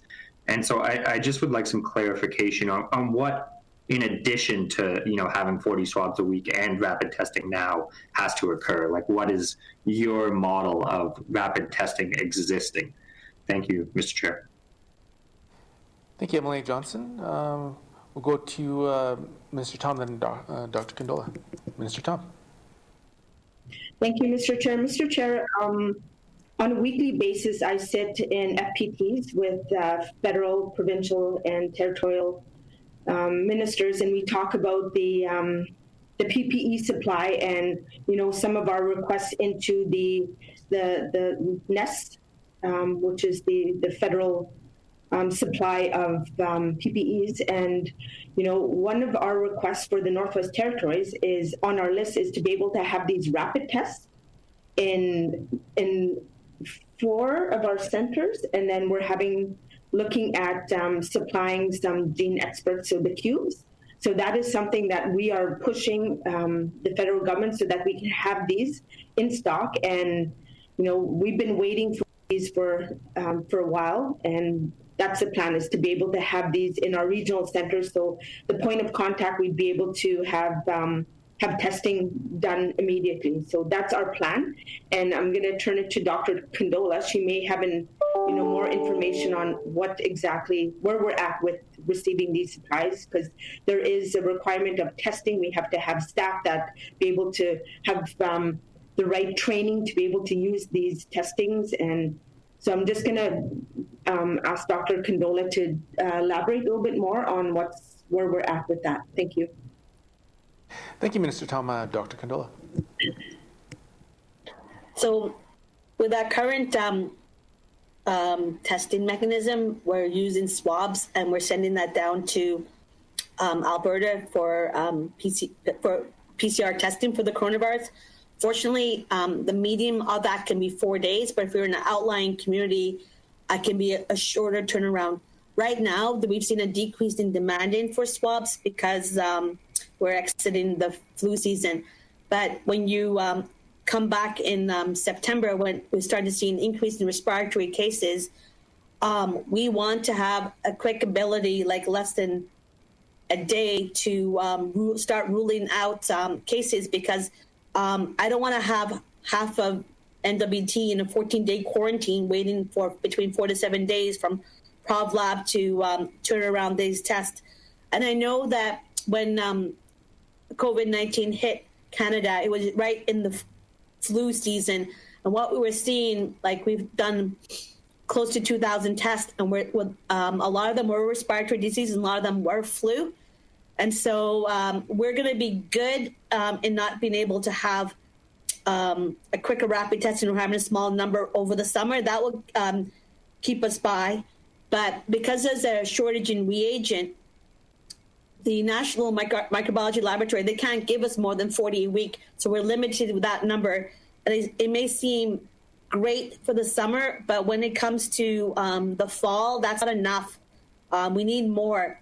We need to be able to have the regions get in a quicker turnaround in time to look at negative tests. So if you've had a negative test and you don't have a valid exposure, we can release you a lot quicker from that extensive isolation requirement. It's about testing and moving that test in a quick way, and then moving people out of confinement and discontinuing our society, our schools to continue. So that's been one of the requirements that I need come fall. I need more reagents. I need to have more swabs. I need to be able to do this quicker. So thank you for the question. Thank you to Dr. Kandola. And back up next here, I have Emily Marcellos. Emily Marcellos, the line is yours. Thank you, Mr. Chair. I just want to make clarification with regard to education and the opening of schools. It was very clear in one of the emails that we got from the Minister of Education, and he's leaving it up to the boards. I think that is the only way to go. I think that there was no lack of communication. We have, in the South Slave, we have an excellent board that oversees all the South Slave, and we also have local boards.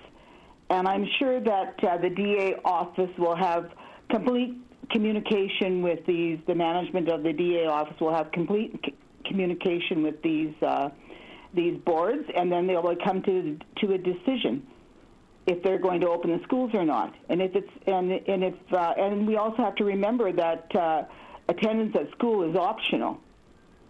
And I look forward to their decision, and I will honor that decision because you and I can sit here and decide all these things, but the people that actually distribute education and to the students and with the help of parents and teachers, they're the ones that have to decide on what's best for the area that they're representing. And I'm sure that the management of our DA office, the superintendent and his management staff, along with those boards, will have a long discussion And if they decide to open, I'm okay with that. But I'm also okay if they decide not until September. I think we have to leave it up to the boards, and I don't have any problem with that because we're emerging wisely, and I'm sure they're going to be sharing this with the school boards, and they're not going to open if they feel there's going to be a risk. We have people in some of these offices that are incredibly. They know what they're doing. They know the students. They know the teachers. They know everything, and their recommendations and advice will be welcomed, and they will mitigate all the situations possible, I'm sure. And so I'm okay with the whole thing with education because I think we don't want to have any risks either, but there will always be a risk as long as the pandemic's around. So, but we also have to move ahead in because a lot of people are it's a long time to be home and being isolated. Some of us have been isolated longer than others. Like I've been, by the time I'm done next Wednesday, it's 51 days. Because of having to travel south and back and stuff like that. So I just want to leave it at that. And I think that, the other thing that was mentioned was the border, and I'm happy that you've moved the checkpoint to the 60th parallel. I think that is the only place it should have been in the first place. I mean, the MLA was asking for that from the South Slave for right as soon as it started, and so that's a positive thing. And I want to say, I just want to thank you again for doing a great job. All those involved, including some of the staff and the minister and Dr. Kandola and Premier. And I don't have any other comments, Mr. Chair. Thank you. Thank you, Emily Marcellus. Minister Thom, then Dr. Kandola.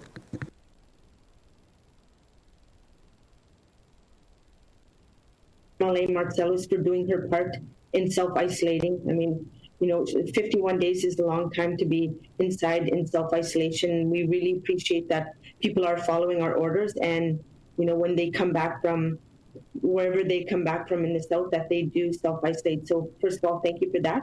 And I do really appreciate some of the positive comments that are coming back because, our department and our Office of Chief Public Health Officer in the past has worked extremely hard in getting to us where we're at right now. I mean, it was just in March that we started putting measures in place and starting to people call us overreacting, which is fine. I mean, as a result of that, we are where we're at now. And Dr. Kandola is doing a great job by putting together such an aggressive plan in, easing up some of the orders. And I think people appreciate that. So I just want to thank MLA Marcellus for her comments, because it's nice to have positive comments once in a while when we're going through such a big pandemic. And I think that's duly noted and it's much appreciated. So thank you with that, Mr. Chair. Thank you, Mr. Thom. Dr. Kandola.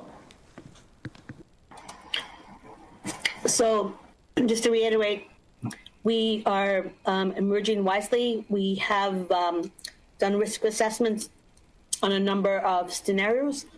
And in those scenarios, we've categorized some low, medium, phase 1, phase 2, higher risk in phase 3.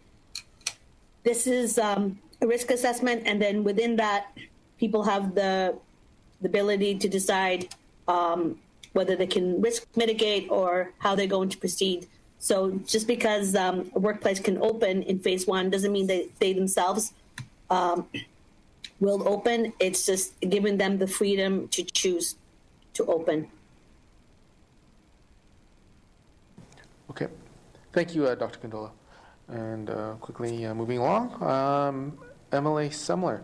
And again, just a reminder for members and and respondents just to keep the answers and the responses short, brief. Thank you. Emily, some of the line's yours. Thank you.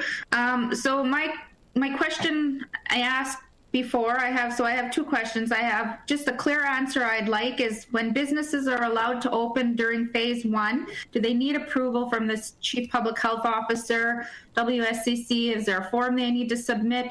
And do they need to wait for approval from somebody before they open, or do they just need to have a safety plan in place? That's question 1.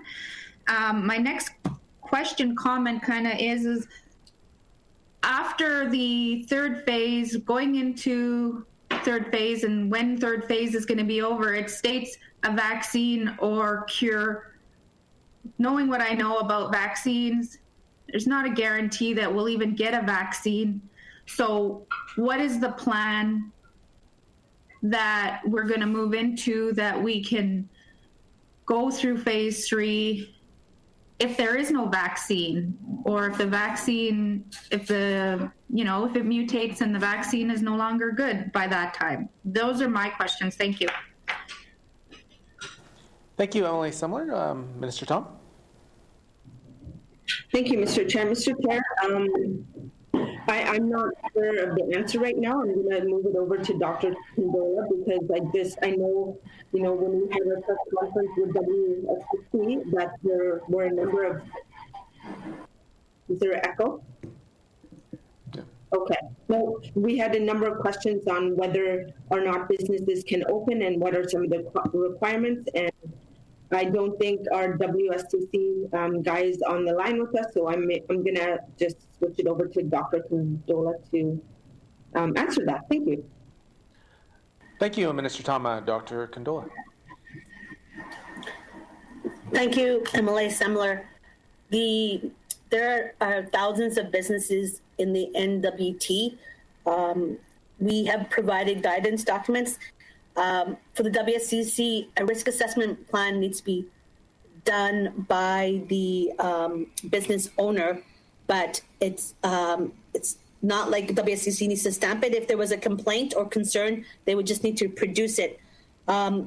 Within some businesses can look through their processes, look at the workplace risk assessment, the field level risk assessment. They can actually attend a webinar. WSCC would provide specific to their businesses, ask questions, go back and do their assessment. And if they are meeting those requirements, they can safely open. We provide as much resources and information as possible for the different scenarios. The only one with my word that I really requesting the vetting was around schools, that we wanted to specifically look at their risk mitigation plans. So that was the response to that. The issue also is there are expectations, especially in businesses that can't physically distance around non-medical mask use and PPE requirements. So as we put that information into the addendum, and it's our expectation that they'll be able to follow through. If it's something specific to the workplace, they are welcome to call WSCC, or if they have questions, or if they already know the guidelines for their specific industry and are following it, that's fine as well. But if there is an issue of non-compliance, or there's issue of a complaint of lack of adherence, that would be followed up. There was one more question that was related to businesses, and there was a second question. I'm just trying to. Sorry, Emily, Speaker Norn, can you? There was another question that Emily Semler asked, and I don't seem to recall it right now. Yeah, I believe that the question was, and just correct me if I'm wrong here, Emily Sumler. So if we go into phase 3 with the vaccine question, yes. So thank you, Emily Semler, and your strong background in public health nursing clearly is evident in this question. We don't know when a vaccine will be available. We know that coronavirus is extremely difficult to develop a vaccine. It can mutate quite easily, so a vaccine we develop now might not work in the new virus strain that we could develop in the future. So I understand that. The part of the phase 3, the final phase is lifting of all measures and return to life as normal. The phase 3 is an additional laxity or a relaxing of measures that of higher risk mass gatherings. And it would all depend on Canada as a whole and our response to the COVID pandemic. So if we find that when in the fall, when there's colder weather and there's more return to indoors, if we find that Canada has over the summer managed to mitigate spread or community spread and that there's a very small second wave, we can look at that and decide to relax even further until a vaccine is made available within the next 18 months. But what we cannot do is we cannot stay in containment phase for the next 18 months to 2 years. Thank you. Thank you, Dr. Kandola. Moving along, up next I have MLA Jacobson. Line is yours. Thank you, Mr. Chair. Just in regards to, again, reopening up our schools, making sure that's an option for the Beaufort Delta and for my riding of the Nutfoot for the 4 schools that I have in my communities, and making sure that's passed along. And it's up to them and our local DEAs to make that decision, and making sure that our government is supporting them. Will we have that? Because speaking to 3 out of my 4 mayors this morning, saying that they do not want the schools open until September, no matter what the planned emergency plans are, the mitigation plan. We're not guinea pigs. I'm not going to have this pandemic. We're still in a pandemic state here. I know we're trying to lax it in the south. It's okay. In our communities, it's different. It's a different. We don't have one person gets sick could affect 10 or 20, right? And last week we're saying, stay around to COVID-19 pandemic second round's coming. It's going to be worse than the first. So just listening to that, my community leaders are saying we do not want the schools open, and is our government going to support that? Thank you, Mr. Chair.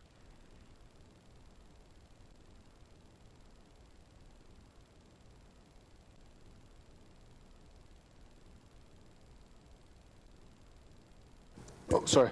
My apologies. I was muted there. So thank you, Emily Jacobson. We'll go to Minister Thom, then Dr. Kandola. Thank you, Mr. Chair. Mr. Chair, like we said, the schools opening up is a decision that the regions will make. And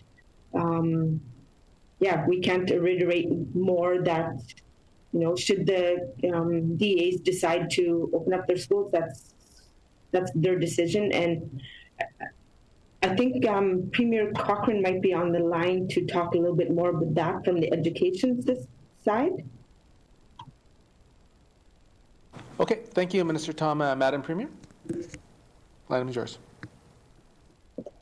Thank you, Mr. Chair. Absolutely, the loosening of the restrictions for school, I think Dr. Kandola did a wonderful job of explaining.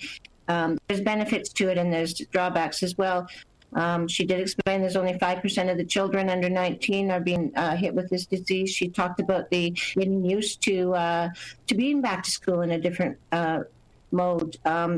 I have to agree with her. If we have mass amounts of school kids coming back all at once in September, there might be a lot more chaos than if we gradually bring them in. However, what's really key on what she said is that each school authority will have the opportunity to make the decisions what they think is best for their students. And as a GNWT, I'll honor that. The other thing I heard from another comment is the feeling that perhaps the Minister of Education needs to be more available to the school boards. Absolutely. I do know that Minister Simpson is available, is working closely. If any school board out there feels they need to have extra support, give him a call. I know he's more than open to meeting with everyone. His job is to make sure that we're there for students, and I know he takes that seriously. Thank you, Mr. Chair. Thank you, Madam Premier. Okay, I'm going to move along here. Up next, I have Emily Simpson. Emily Simpson, line is yours. I guess I'd just kind of like to say there, as it is now, it's now National Nursing Week here, and I would like to thank all the nurses who provide and continue to provide the essential services to the residents of the NWT. Too often we don't thank people enough. We don't recognize people enough. It takes, it takes something extraordinary, it seems, for us to do that. And I would just encourage everybody to take the time if you're talking to a nurse or a healthcare professional, just thank them for what they've been doing, and in other areas as well. But the other thing I'd like to do is we had an issue here a week or so ago with respect to pets and veterinary services. And again, I'd like to thank Cami and Diane for addressing that so quickly. It was a big issue here in the South Slave. A lot of people were, driving south to get that service. But I'll just get to a quick question here and clarification. I had mentioned before about privately owned campgrounds. So I just want to confirm, I just want to get straight in my head here, is that we have a number of them here in Hay River and in South Slave. I just want to make sure that they're going to be able to open for overnight camping in phase one. Is that correct? If they follow if they have a safety plan and follow all the rules. Thank you. Thank you, Emily Simpson. Minister Thom. Thank you, Mr. Chair. Mr. Chair, I'm going to ask Dr. Kandola to just confirm that, right now we know phase one is open, day use, and phase two is more of the overnighting. So I just want her to clarify territorial campground. So I'll get her to clarify. Thank you. Thank you, Mr. Thom. Dr. Kandola. So, thank you. So one of the things I have to clarify, and I think this needs to be more of a written request to protect NWTO to myself and my staff, because if someone owns a piece of land, and they have their trailer on it, that was my conception what a privately owned campground is, that it's like their own cabin and they're going into overnight, versus a scenario of someone is running a business of having a whole bunch of trailers over on one piece of property. So I think I need that clarification, Mr. Simpson, and then I can provide the recommendation. So we're not stopping people from going to their cabins. And if someone has acreage outside of their community where they parked their trailer, it would be considered like a cabin. So that was my conception of what a privately owned campground is. So I might be misdirected. If not, please send the scenario to us so we can review in detail. Thank you.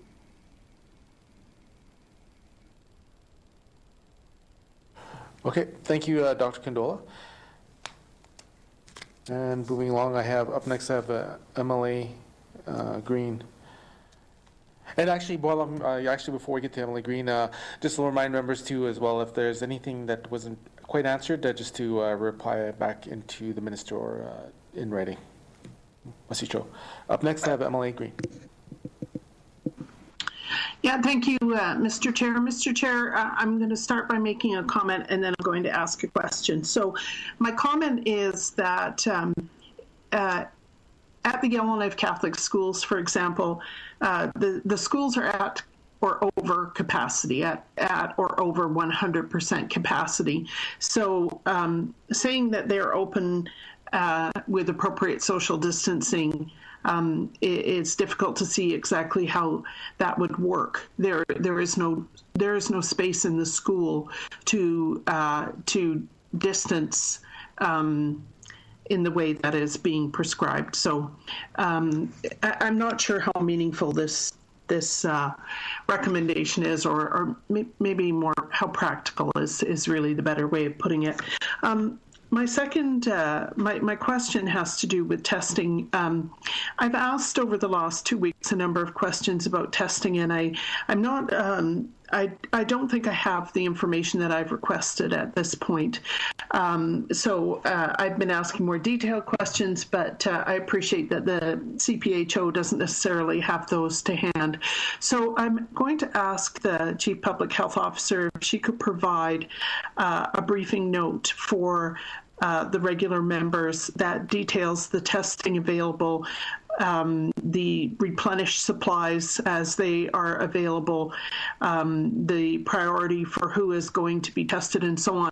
And I really would like that briefing note to be future focused. We're aware that there was good testing and good results in the first round, but I'm talking about going forward. So is Dr. Kandola able to provide a briefing note on testing to the regular members? Thank you. Thank you, Emily Green. Minister Thom?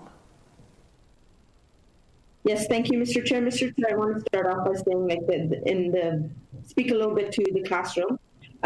Should the schools decide to open, they'd have to put a plan in place.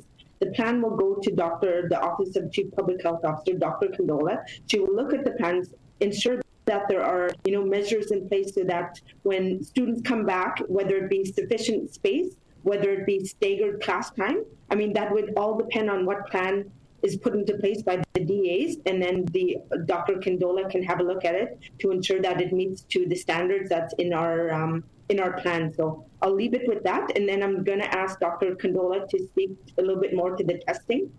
Thank you. Thank you, Minister Thom. Dr. Kandola.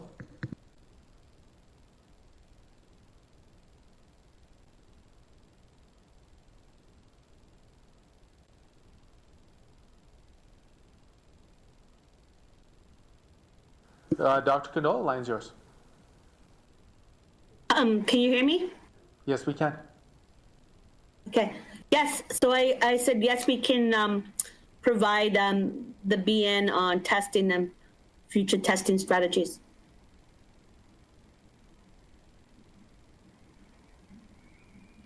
Okay, thank you, Dr. Kandola. Moving along, going to Emily O'Reilly. Emily O'Reilly, the line is yours. Thanks, Mr. Chair. I'm going to try to squeeze in 2 questions. I'd like to know whether the exemption process that's currently in place for the existing orders, is that going to be modified, changed? Is it going to be carried over in terms of the Emerging Wisely plan and the orders that are still to come to help implement that? So that's one question. I guess that's for Dr. Kandola, if I could. And then during the news conference yesterday, there was one of the media questions was about having some sort of pan-territorial region where travel, tourism might be possible because, of course, Yukon, Nunavut never had any cases. Yukon, all their cases, as I understand it, have been resolved. Is that something, I'd like to get Dr. Kandola's opinion or thoughts about that, and whether that might be something that would be possible maybe later this summer. Thanks, Mr. Chair. Thank you, Emily O'Reilly. Minister Thom.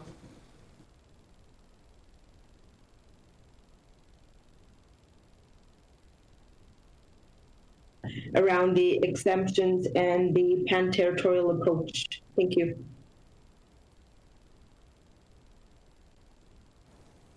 Sorry, Minister Thom, you got muted there. We only caught the last sentence there.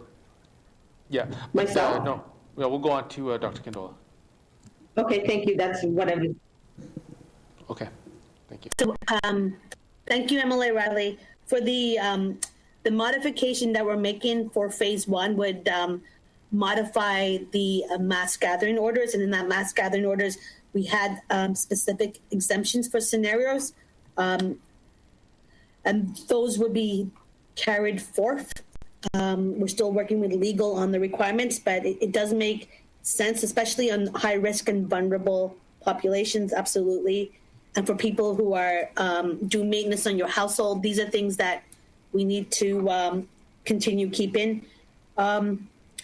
Around the pan-territorial approach, I would defer that to Premier Cochrane, because it's at a higher level than just the public health, because each jurisdiction has their own public health direction, their own state of public health emergency. And if we're going to be working pan-territorial, it would need to be coordinated at a higher level than just the chief medical health officers. Okay, thank you, Dr. Kandola. Yeah, Madam Premier, do you have any comments? Go ahead, line's yours. Thank you, Mr. Chair. Absolutely. So Dr. Kandola is in charge of, has made sure that we lock down our borders. Her priority is to make sure the residents of the Northwest Territories are safe. That's her main priority, and we all respect her for that. However, I know that our tourism industry is hurting, and I know that people are looking at it and saying, well, if we don't have if we've gotten contained in the 3 territories, why aren't we sharing? So those are questions I will bring forward to the premiers. However, I do have to say that there is, at the premier's table, we're not seeing all 3 territories exactly the same. There's different risks. For example, in Nunavut, they have 0 road access. And their premier, in my opinion, is saying, we appreciate at this point, the only time in its history that we appreciate having 0 road access, and we're keeping contained. Yukon has a little bit, they have some access to the sea, maybe more at risk and stuff. So those are things that we have to take into consideration. It's not only about opening up the borders because we're in containment, it's about making sure that that we all are on board and have the precautions necessary. So I did make a commitment, I'd bring that forward to the Northern Premier's table. I meet with them, I think it's every 2 weeks. However, I respect the authority of Dr. Kandola, and it's her position. At this point, she has said we're locking down our borders, and I am not going to refute that. Thank you, Mr. Chair. Thank you, Madam Premier. And we'll finish off with Emily Cleveland. Emily Cleveland, the line is yours. Mr. Chair. So the Premier just made a comment about how Dr. Kandola's role within this was to make sure residents are safe. And I think we can all agree that Dr. Kandola has done that and has done an amazing job at that. I have a lot of self-employed people in my riding who work for themselves and had to close their doors to their businesses when we first went into our state of emergency and first shut down in March. And if the government expects people to be able to follow Dr. Kandola's orders, then they need to be able to provide for their families. So my question is for the Premier. We had a couple of phases of economic supports come out from the GNWT for businesses that were, a lot of them were freezing different fees that were owed to the government. And then we've had people that have not qualified for certain federal supports that are falling through the cracks. And so my question for the Premier is, what is the plan going forward to make sure that the supports that are being provided to people and to businesses are maintained throughout the lifespan of this Emerging Wisely plan, so that our local entrepreneurs and businesses can continue to provide for their families, so that they can support this plan and can follow this plan while their businesses are closed? And does the Premier foresee us increasing supports to businesses who have fallen through, or people who have fallen through the cracks of support? Thank you.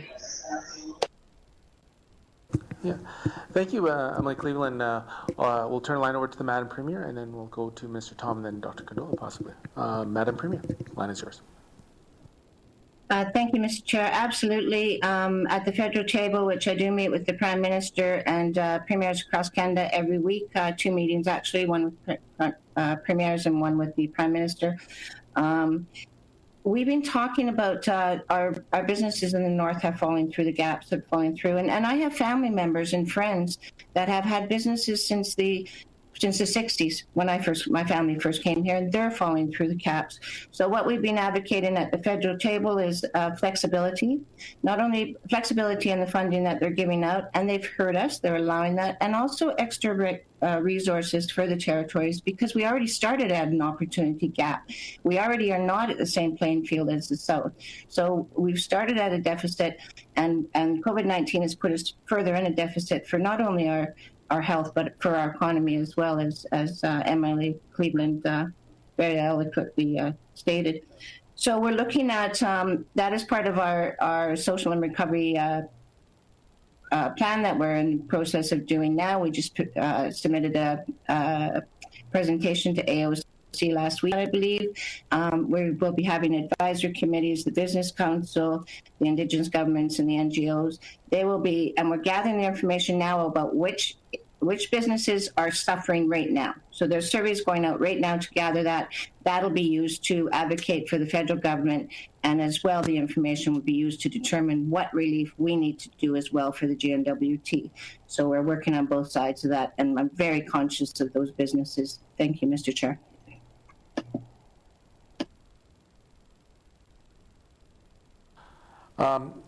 Thank you, Madam Premier. Minister Thom, do you have anything to add to that? Thank you, Mr. Chair. No, I think Premier kind of hit the nail on the spot, so thank you. Okay. Okay, with that, I think we finished our Q&A portion. And just so that our viewers are aware too, we're going to be concluding this public portion of our meeting. And I want to thank the members, Minister Thom, Premier Cochrane, Dr. Kandola, Mr. Bates, and Mr. Cooper for joining us today and having a formative meeting. And with that, we will go into camera shortly. And with that, will ask you to sign off. Merci, Joe.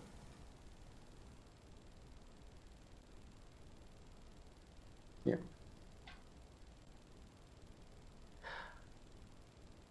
Okay.